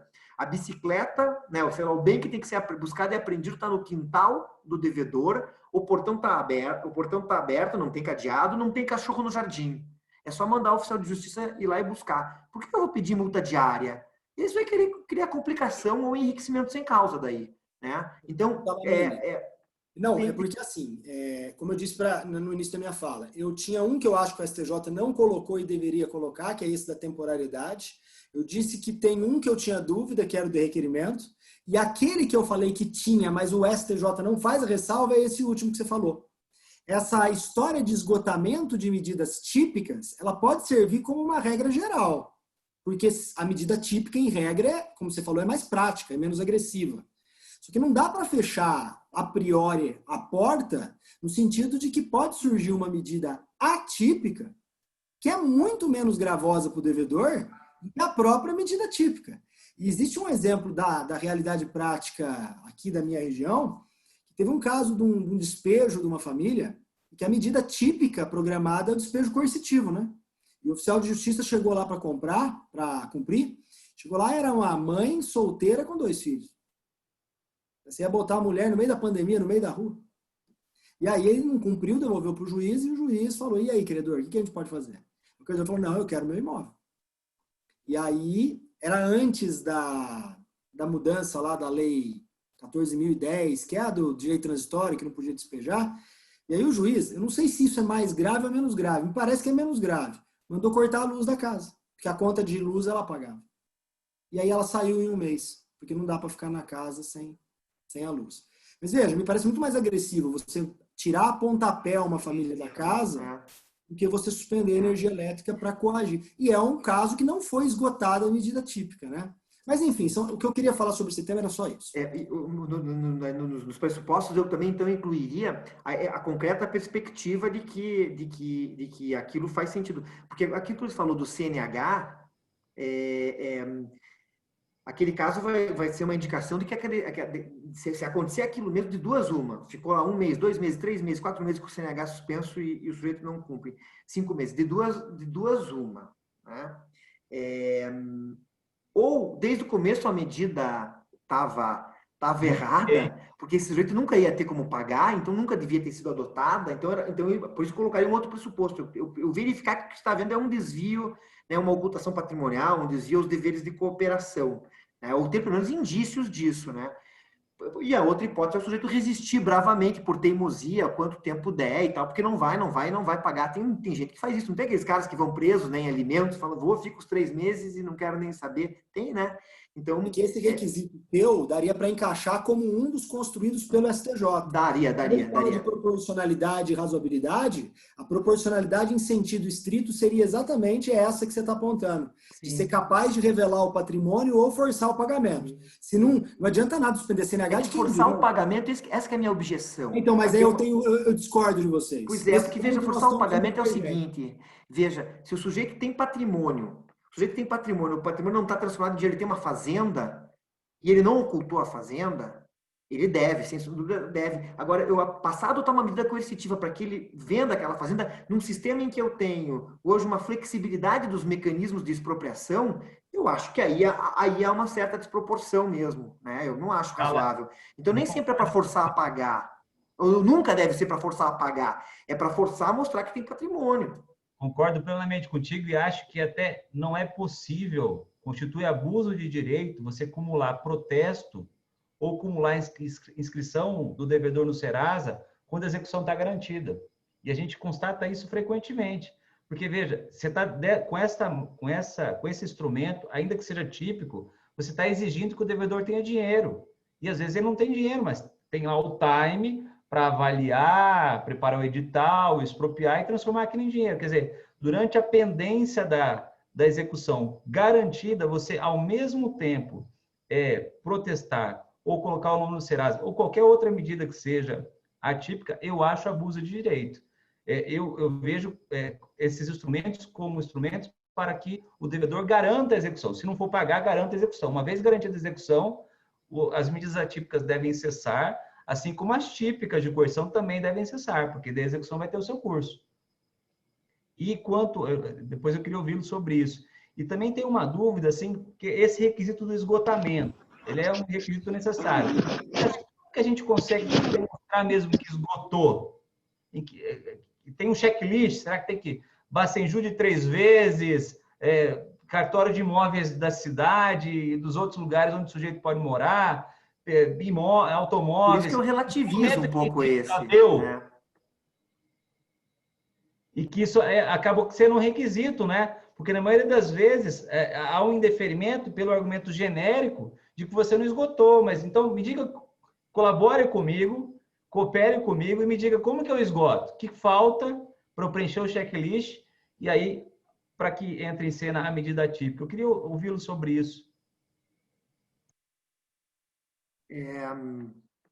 Bom, eu já tenho um certo desconforto com uma certa resistência que os juízes têm às providências de pesquisa patrimonial que o credor faz e o juiz indefere. Às vezes eu acho que elas são exageradas. E aqui começa a surgir um daqueles paradoxos do sistema.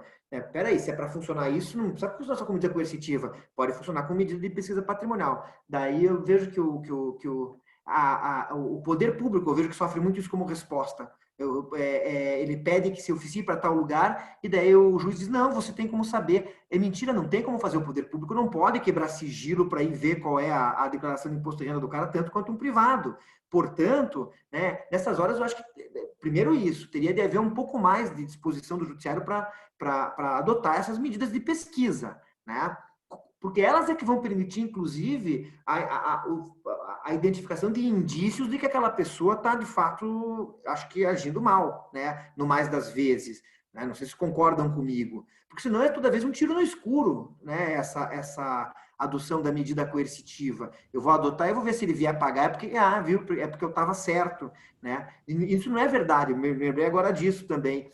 Dizer que adotou a medida coercitiva e veio e pagou, tá aí, viu como ele estava escondendo patrimônio, nem sempre é verdade. Eu sei disso, eu nunca atuei nessa área, mas eu tinha familiares que atuavam como advogados em direito de família e era muito frequente cotização de parente para pagar a dívida de alimentos. Ou seja, o cara não tinha dinheiro mesmo, não tinha. Né? Mas não conseguia lá provar a impossibilidade e tal, não tinha sucesso nos mecanismos. O que acontece? Passa o chapéu na família e os caras pagam. Então, mais uma vez eu vi história desse tipo e tal. Então, também tem que tomar cuidado com esse aspecto. Por isso, eu acho que os juízes deveriam ter uma maior disposição em deferir medidas de pesquisa patrimonial. Né? Volpe, eu acho que nesse caso... peraí, o Heitor quer falar? Fala, Heitor, depois eu falo. Eu ia comentar. Sim. Fica bem difícil a gente complementar alguma coisa aqui com tamanha exploração do assunto a fundo, né? Então, de parabéns. Agora, esse último questionamento do Volpe, eu acho interessante sempre partir para o lado da razoabilidade, da proporcionalidade que o juiz deve sempre primar, eu imagino, né? Porque utilizando-se de medidas atípicas, quando existem medidas típicas ainda não esgotadas, acabam surgindo medidas temerosas e muitas vezes prejudiciais ou excessivas. E aí também não pode deixar de considerar a menor onerosidade do devedor. O devedor, ele tem isso à disposição dele, né? E aí você, na hora do julgador, ele precisa considerar a menor onerosidade, né? Eu queria só deixar uma reflexão com relação a, eu acho que foi pouco explorado aqui, mas era um dos casos, desculpa quebrar o assunto, mas eu acho que a gente está avançando bem, sobre a vedação de concurso público, que acaba sendo uma medida atípica também. A vedação de participação de concurso público ou até mesmo em processo licitatório. Até que ponto isso atinge a dignidade da pessoa humana ou fere o princípio da responsabilidade, além da dignidade da pessoa humana, o direito constitucional de participação de processos licitatórios e de concorrência, enfim. Aí vocês puderem comentar alguma coisa a respeito disso, né? No mais, estou impressionado aí com a profundidade do debate. Muito, muito obrigado por essa oportunidade. Heitor, eu acrescentaria um terceiro aspecto nesse tipo de medida proibitiva de contratar com a administração, de fazer concurso público. E esse é um dos raros casos que o Supremo enfrentou lá atrás, quando existiam medidas coercitivas tributárias. Existem 3 súmulas do Supremo que vedam determinadas medidas. E, subjacentemente a elas, há sempre o mesmo espírito, que é o seguinte: eu não posso adotar como medida coercitiva uma providência que afaste mais ainda o devedor do adimplemento.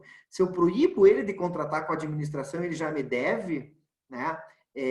Tudo bem, no caso do concurso público, eu poderia dizer, mas o salário que ele vai receber é impenhorável, né?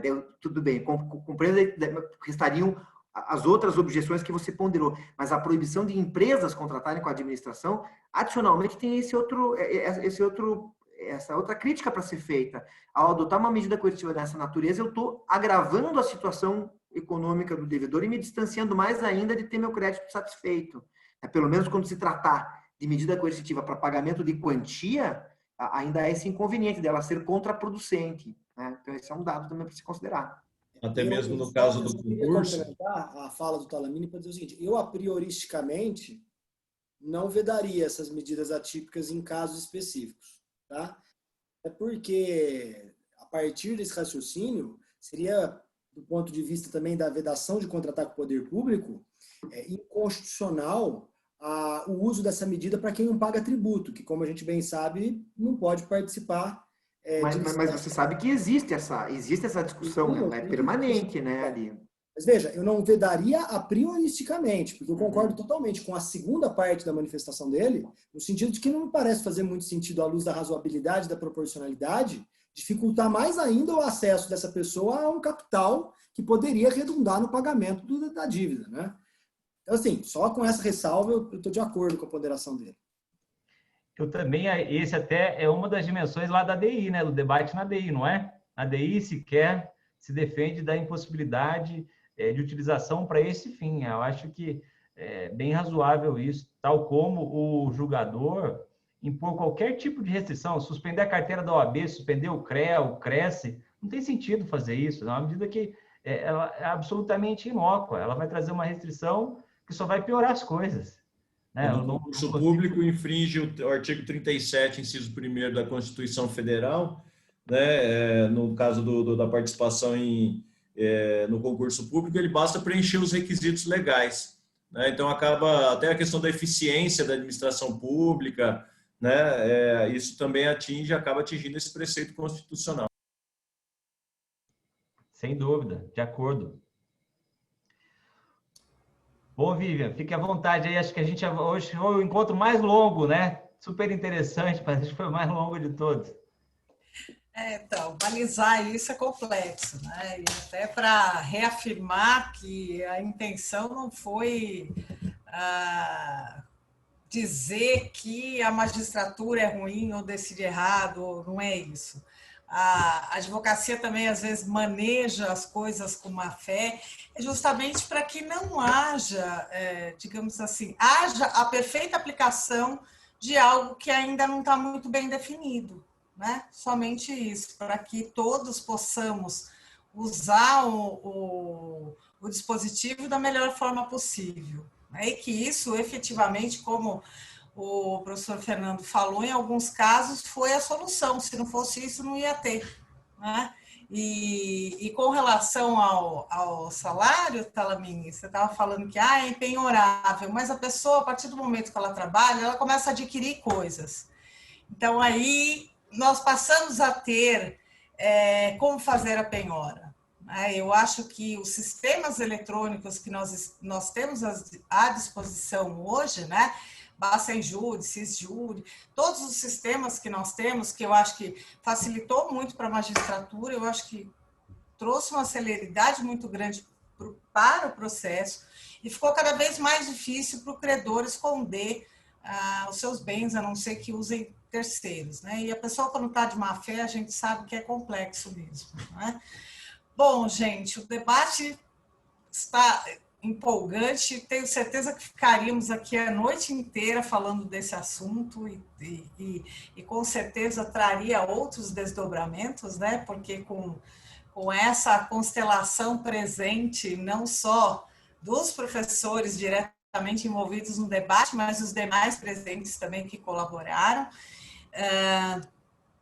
ficaríamos aqui muito tempo, mas tendo em vista a formatação dos encontros, né, nós temos que encerrar, afinal de contas também estamos aqui há 2 horas, eu não sei se os professores têm aula na sequência, muitos provavelmente têm. Então, eu peço a gentileza que o professor Eduardo, o professor Fernando, o professor Luiz Volpi façam suas considerações finais e, desde já, em nome da Universidade Federal do Mato Grosso do Sul e da Escola Judicial do Tribunal de Justiça, nós agradecemos o professor Eduardo e o professor Fernando pela colaboração e os ensinamentos hoje. Professor Eduardo, quer começar contigo as considerações? Como foi o primeiro a ser apresentado, usaremos a mesma sequência para não dizer que estamos invertendo ou priorizando alguém. Agora vou só deixar aqui meu agradecimento para todos vocês, minha satisfação imensa em ter participado desse debate com tanta gente tão qualificada, tanta gente querida. Então, um abraço a todos e até a próxima. Professor Fernando? Eu também quero agradecer o convite do Volpi, dizer que foi uma satisfação debater com tanta gente qualificada, ouvir o Talamini, rever professores como a Lauane, que eu não cumprimentei ainda, todos que passaram aqui, o Marcos, o Minami, o Olavo, e dizer que a gente tem que fazer outro debate desse só para poder discutir se cabe medida típica apenas para a identificação do patrimônio ou se também para forçar o pagamento, né? Mas isso aqui é uma outra oportunidade. Obrigado pelo convite. Aí eu quero agradecer demais aos queridos amigos Eduardo Talamini e Fernando Gajardoni pela honra que nos deram de participar desse nosso encontro para estudo de casos aqui pela Universidade Federal de Mato Grosso do Sul. Agradecer também a Vivian pela condução, agradecer todos os nossos colegas que nos assistem e que estão conosco ao longo desses encontros todos. E obrigado por essa noite memorável, tá? Valeu, amigos, contem comigo aí. Tamo junto. Um abraço a todos. Então, até a próxima terça-feira. Valeu!